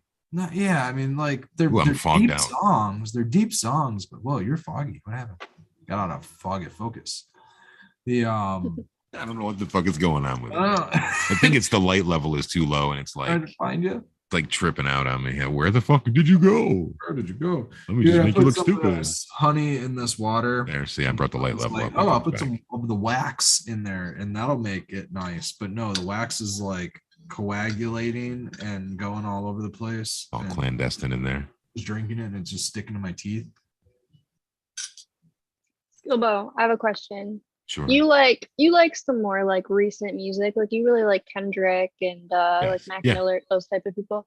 Mhm. Do you like Frank Ocean? My son got me hip to him. I don't really have any of his shit on the phone, but I found myself asking him like, "Yo, who is that?" There's one playlist. He's got a couple. His first couple albums are pretty good, but I really like Blonde. That playlist or that keep calling it playlist album. That album. Blonde and Channel Orange. Well, we've kind of transcended. We still refer to things as like records and albums and things, and they're really not. Yeah. The concept is gone. You know, they put out a new disc. No, nobody buys discs anymore, bro. It's a release. Oh, they dropped some new MP3 material. Drop. Yep, it's a drop and a release. It really is. The good old Did record. You find the honey? No, man. I opened up a no, man. That was a sad no, man. I opened one, and it's like a lot of wax, which I like. Lipids. But I put that in my tea, and now you have waxy teeth floating in my tea. Yeah. All I wanted was to refill my fucking cup with some hot water. It was like right next to the coffee area. That's what I'm saying. Right there. Yeah, no, it's not. The great honey caper of 22. Did you eat some of it at some time today? No. Today? I don't Probably know. on a table or something.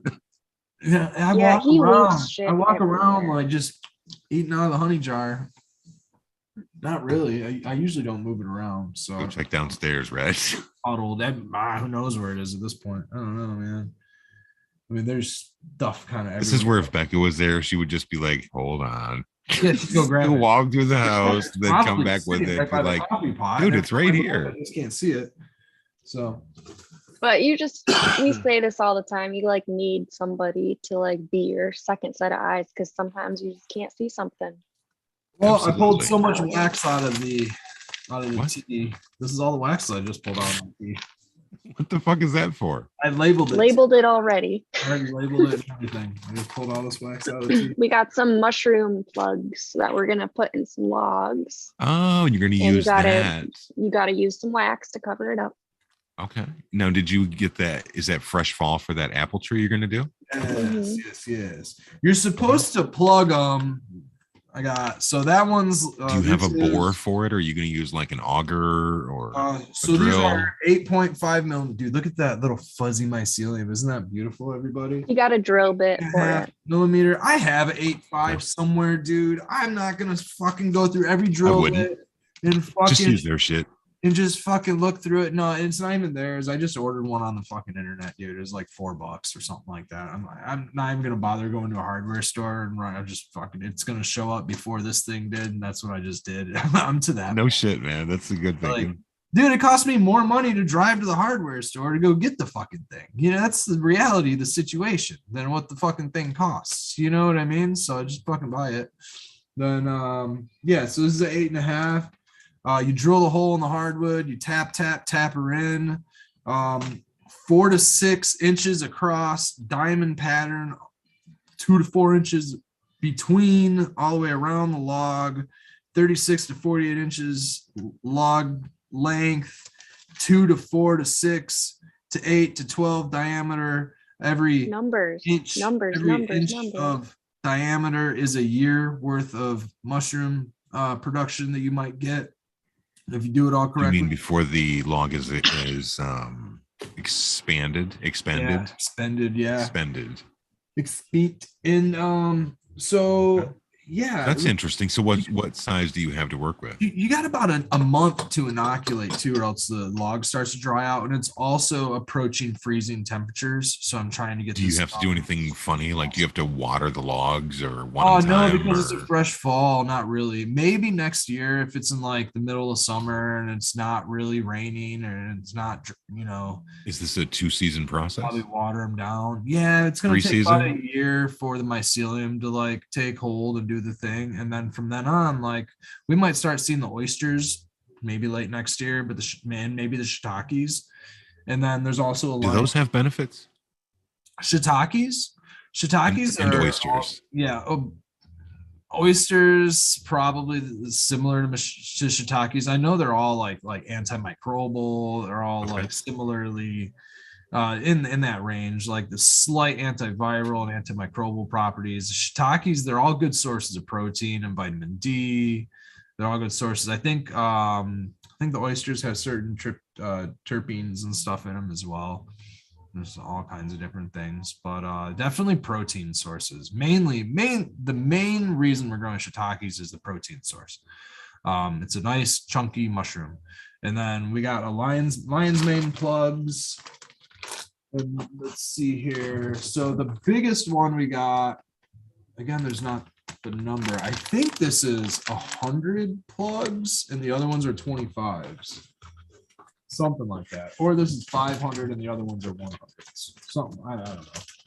Something like that. Either way. And then these are little dabbers. You melt that wax down in a crock pot. What you do is you drill your hole 1 inch deep. You tap in these plugs and then you want to dab a bit of wax around it. And with that, you can use sealing wax, paraffin wax, any kind of a good wax. And then Mr. Miyagi wax, turtle wax on, wax off. And then what you want to do is keep it away from wind and dry air. Mostly are going to be your worst factors. Freezing temperatures are kind of okay. The mycelium is just going to go dormant, but the wind will dry it out. So you want to keep your logs low. Allow them to get covered with snow. I'm going to actually just cover it with a tarp. That way it retains moisture for the winter. I might even bring them in the garage. If I can get the garage cleaned out and get a little space cleared, I might just leave them in there for the winter to keep them away from the elements. We'll see, but you don't want them to dry. You almost want them to stay like wettish. Like exactly. So I would like keep them covered with a tarp and keep them kind of moist in there. Maybe even leave a bucket of water under there or something. Really probably won't even freeze in the garage.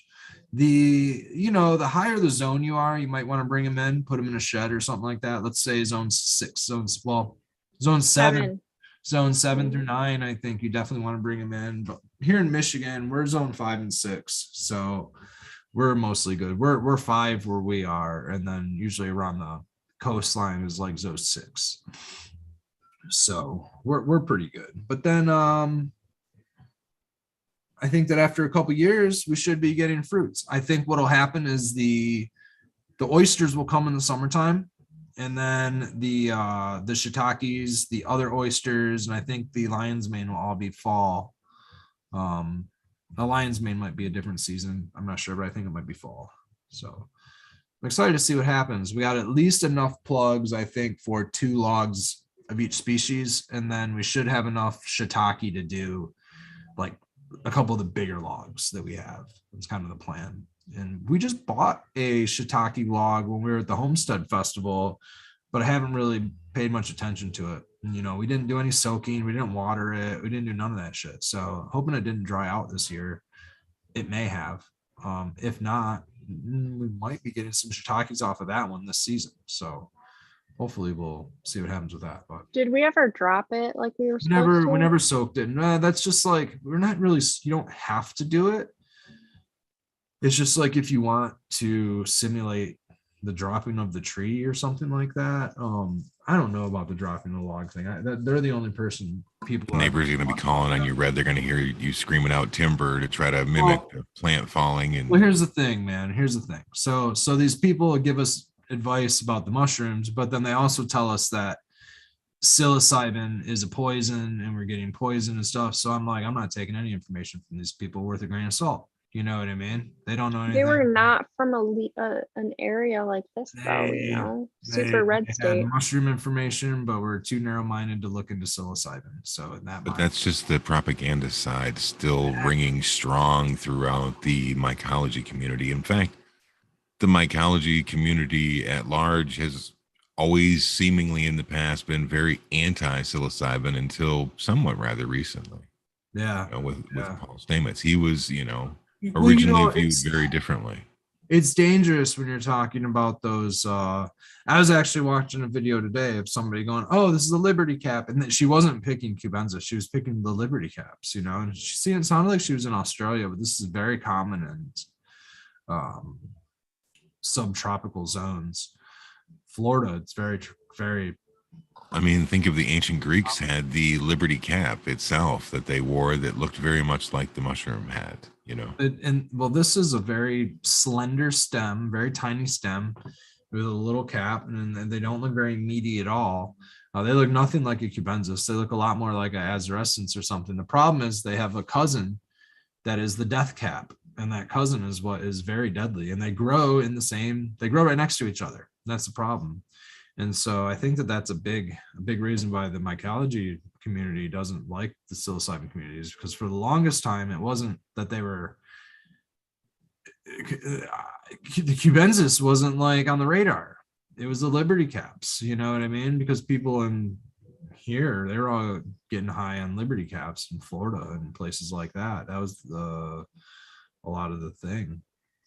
At least from my understanding. Well, the deadly ones, right? The people that were getting the propaganda going, where it's super dangerous, man. You're talking like, in her video was like, here's the one good one, and then here's about 15 bad ones, and she picked them all, and she had them all, and they looked identical. The difference was the gills. The lookalike, the poisonous lookalike, has a more orange, just slightly more orange. You really should have a field guide and a second set of eyes whenever you're a forager like that. You know what I mean? It pays to really, really note things.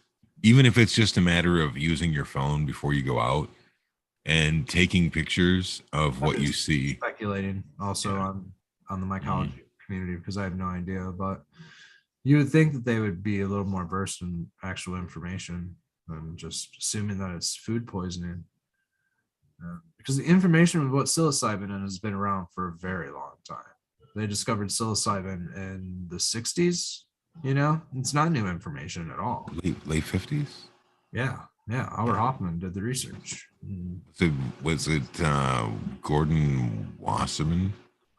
No, that Gordon went down Wasserman, and met Maria Sabina. Yeah, he kind of did it on Albert Hoffman, or no? Wasson. There's Wasson, and then there's Wasserman. One of them was the student of the other dude, and I can't remember which one it is. He brought the LSD to one of those two. Maybe Wasserman brought the LSD to, or not the LSD, brought the psilocybin to Albert Hoffman to basically research and synthesize. And he synthesized psilocybin for the first time.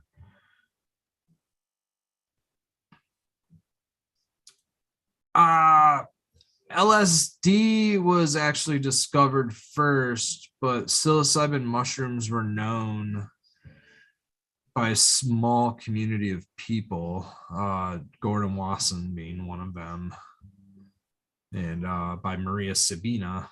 The mushrooms had been around. Well, it's hard to say which one. I don't really think there's a chicken or an egg, because we're talking about an alkaloid, and as far as LSD is, and that's ergot, and that fungus could be just as old as psilocybin. Who knows?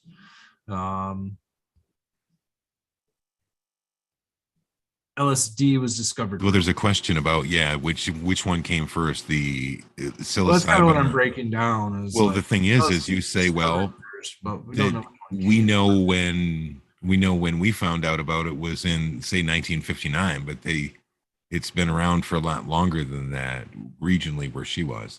And then you say, well, LSD is created in a lab, but then you say, yeah, but there's also the fact that there is ergot poisoning amongst the weed, and that's been known about for 500 fucking years too. The alkaloids themselves are probably the same age. Like, who knows which one? I don't think anybody knows which one actually came. Red, do you know what I just read on Reddit today?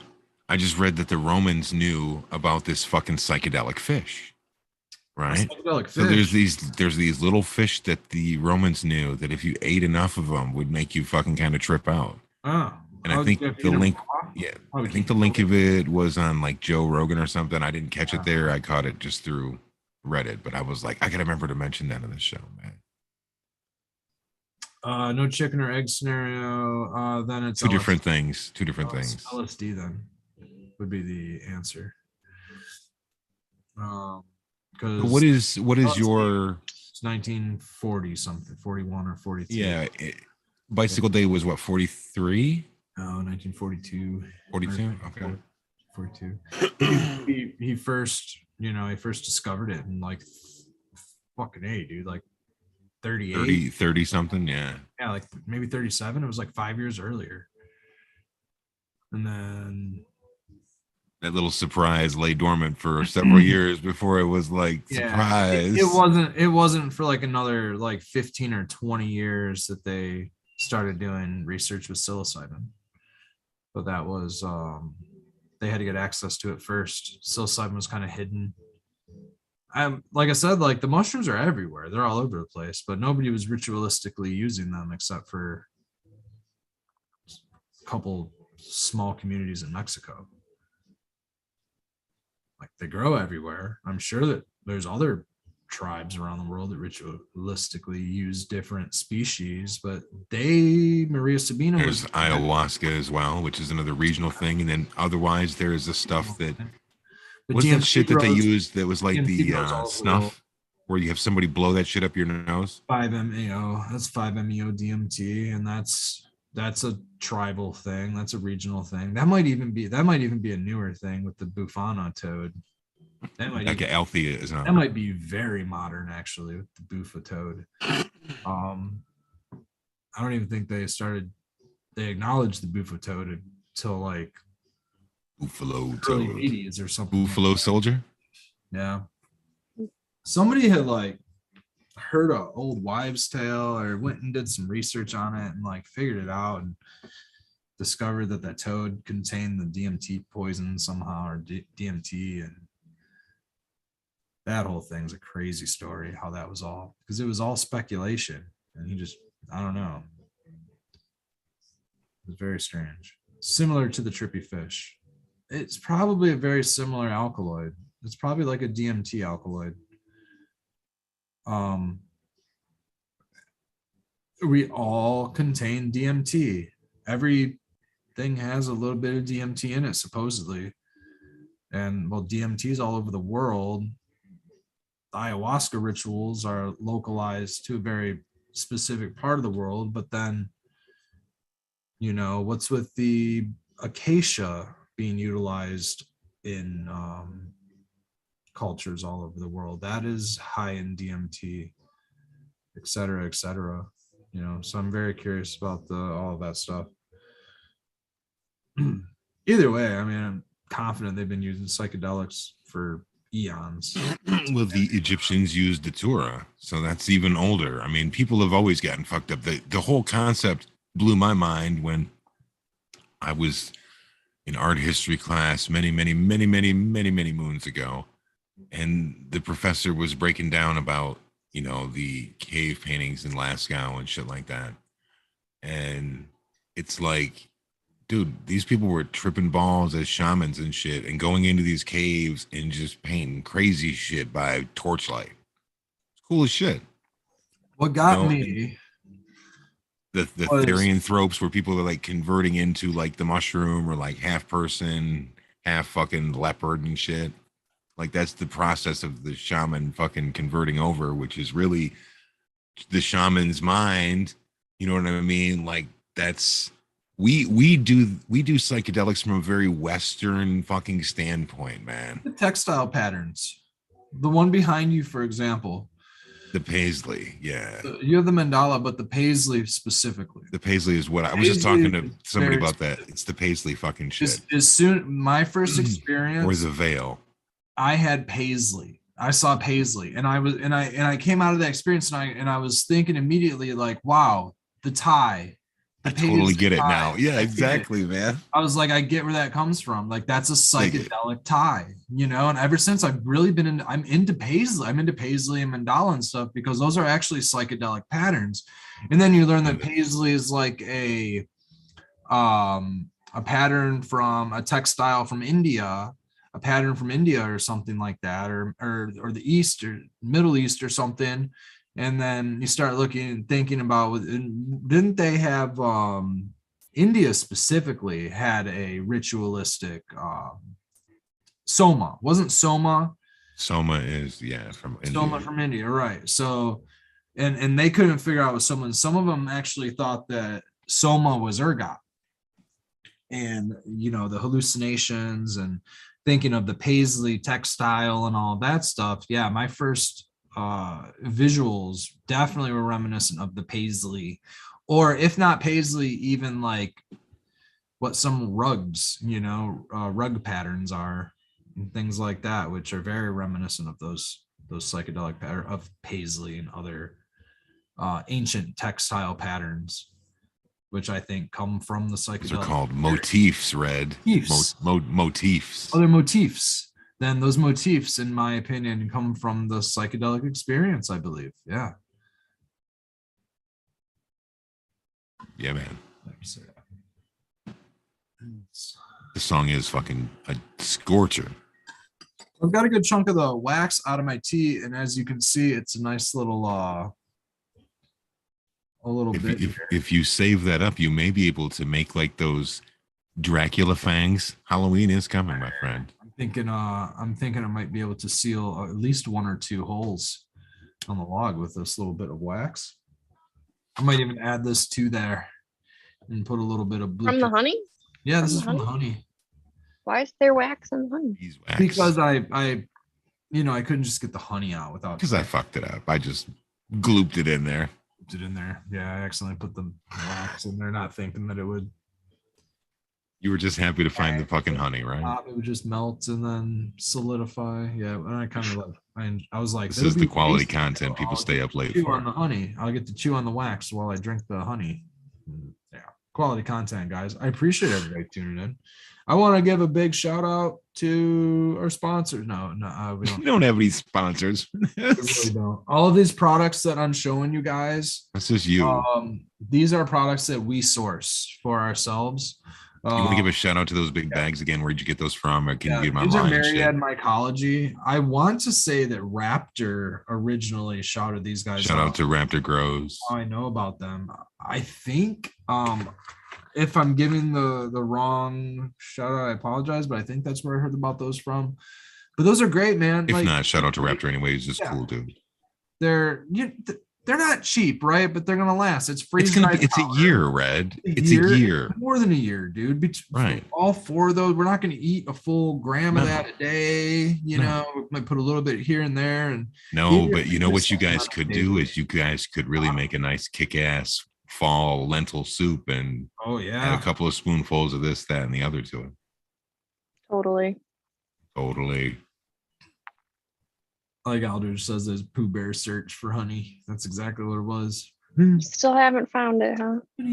I'll find Astro Charlie says, after show munchies planned. Definitely. Oh, yeah. I have no idea what's out there to scavenge. Oh, look at you dancing already with the Nilla wafers. They've been staring at me this whole time. I've only had like 5. That's some serious self-control. I played The Lady's Not Home, and I got Chinese food for dinner tonight. What'd you get? Oh, I got some sweet and sour chicken and some vegetable lo mein. Lo mein? Loman. Was that real? No, that wasn't The real. nomenclature. And 2 egg rolls. I got 2 egg rolls, but I haven't eaten it all yet. I did eat it. Man, egg rolls are good. I had to spoil myself, man. We've been eating really good for ourselves lately. We've been eating soup and if you consider Chinese food like bad, just in an MSG sense, sure, it's better than going to get like shitty, almost a burger, McDonald's burger or something. Yeah, I almost did that. I was like, oh, don't do that, bro. Your body is completely clean from that. It'll hit you so much worse. Yeah. I don't mind like the vegetable domain. You used to get some vegetables and stuff, but it's a lot of deep fried stuff. I try to not eat it, but at the same time, I'm not eating it all the time. It's not my regular diet anymore. Right. So I'm okay with it. It's not going to make me feel like shit. It might set me back. I might feel like shit tomorrow or something like that, but usually not. It's not that bad. I try to use it as like what we had some ice cream last week or earlier this week. Okay. And other shit. Yeah. Back we ordered it from Uber Eats late at night one night. You fucking total stoners. Yeah.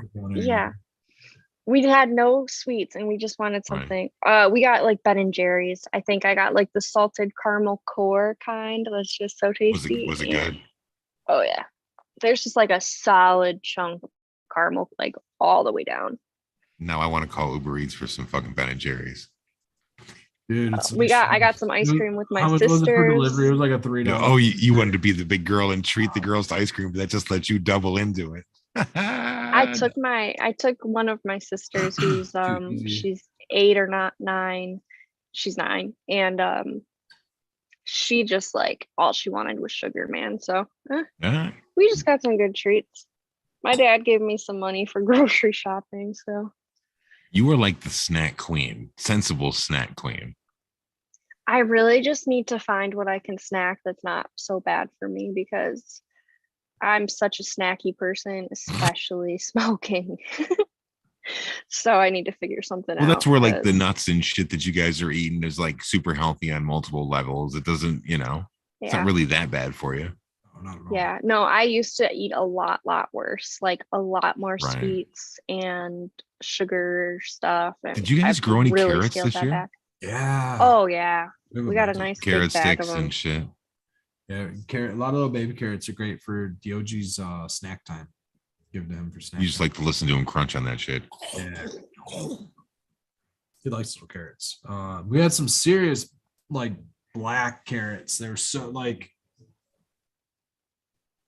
loaded with anthocyanin, purple black. Like dye your hands purple. Yeah, they would just dye soups. You wear gloves. Dye food. We would cook them with like carrots and potatoes, and all the potatoes would be purple by the time that all the food would be cooked. They're incredibly loaded with anthocyanins and just. There it is. There's our magic word. If this was fucking Pee-wee's Playhouse, I would hit the bell and everybody would cheer. Dude, I'm like just so blown away at the difference, not the different species, the variety. Such a variety. Like there's you have purple carrots? Dude, there's such a huge variety. Like there's like I would totally eat a purple carrot, man. We have like 3 or 4 different species of purple carrots that just get more. Are any of them like spicier, or are they all just kind of like the same carrot? Sweeter and sweeter, and no, they're totally not. Okay. Some are like some like just bleed black juice, man. It's crazy. They are just so loaded with antioxidants. And well, when I see you guys next month, I'm gonna hope you guys still have some of that shit. Like whatever. Throw me a goodie bag. All the purple carrots, there wasn't that many, are probably gone. What we have is a whole bunch of little tiny carrots because we seeded them really close together. And they didn't because we seeded them really close together. But we have like red carrots and yellow carrots. Really? I don't think I've ever seen those before. We got this purple one coyote, which we actually have to plant for the winter, but I think that it's too late now. We should have planted them a couple weeks ago. And the coyotes have the highest percentage of beta carotene. That's nice to know. Yeah, dude. That's really good for you. Yeah, that's what I'm saying. Like this stuff is handy in the food. And the thing is you can't get those species at the grocery store. You know, you have to No, fuck no. You got to buy the seeds and grow that out and hope that it works. Grow this shit. The good shit is not available at the store. The good shit's only available at the market or through private growers. You know what I mean? That's the way you get that shit. You might find a bougie boutique store that sells some like heirlooms and stuff, but you're not going to get the good shit, man. And that's where we're going to end is on the good shit tonight. I mean, everybody go find a good shit snack, man. Good shit, man. Grow your own. Shout out to the Ben and Jerry's crew. Shout out to my potato chip peeps. Rough times for the ramen, real ones. I had ramen today. Real ones. I did too. That's the deal. That's the deal this week. Everybody have a cheat week. Have a cheat day. Don't cheat, but you know, have a cheat week on your diet or something, right? Don't be a cheater, you know, don't like hustle somebody or anything like that, but like give yourself some rest, right? We had a restful week. We had to do be gentle with yourself, man. Like fuck, the seasons are changing. You've been busting your ass outside. Like it's okay to be fucking sore. It's rained for a few days, so those of us that are older with arthritis are feeling it. The sinus season is fucking kicking shit up. Yep. The moon may be in some funny phase, but fuck it, it's all transient, man. 6 planets are in retrograde. Come back here next week at fucking 10 p.m. and we'll talk about it. I like that. A shark fin. Like them apples. Shark fin from wax. Sharkleberry fin?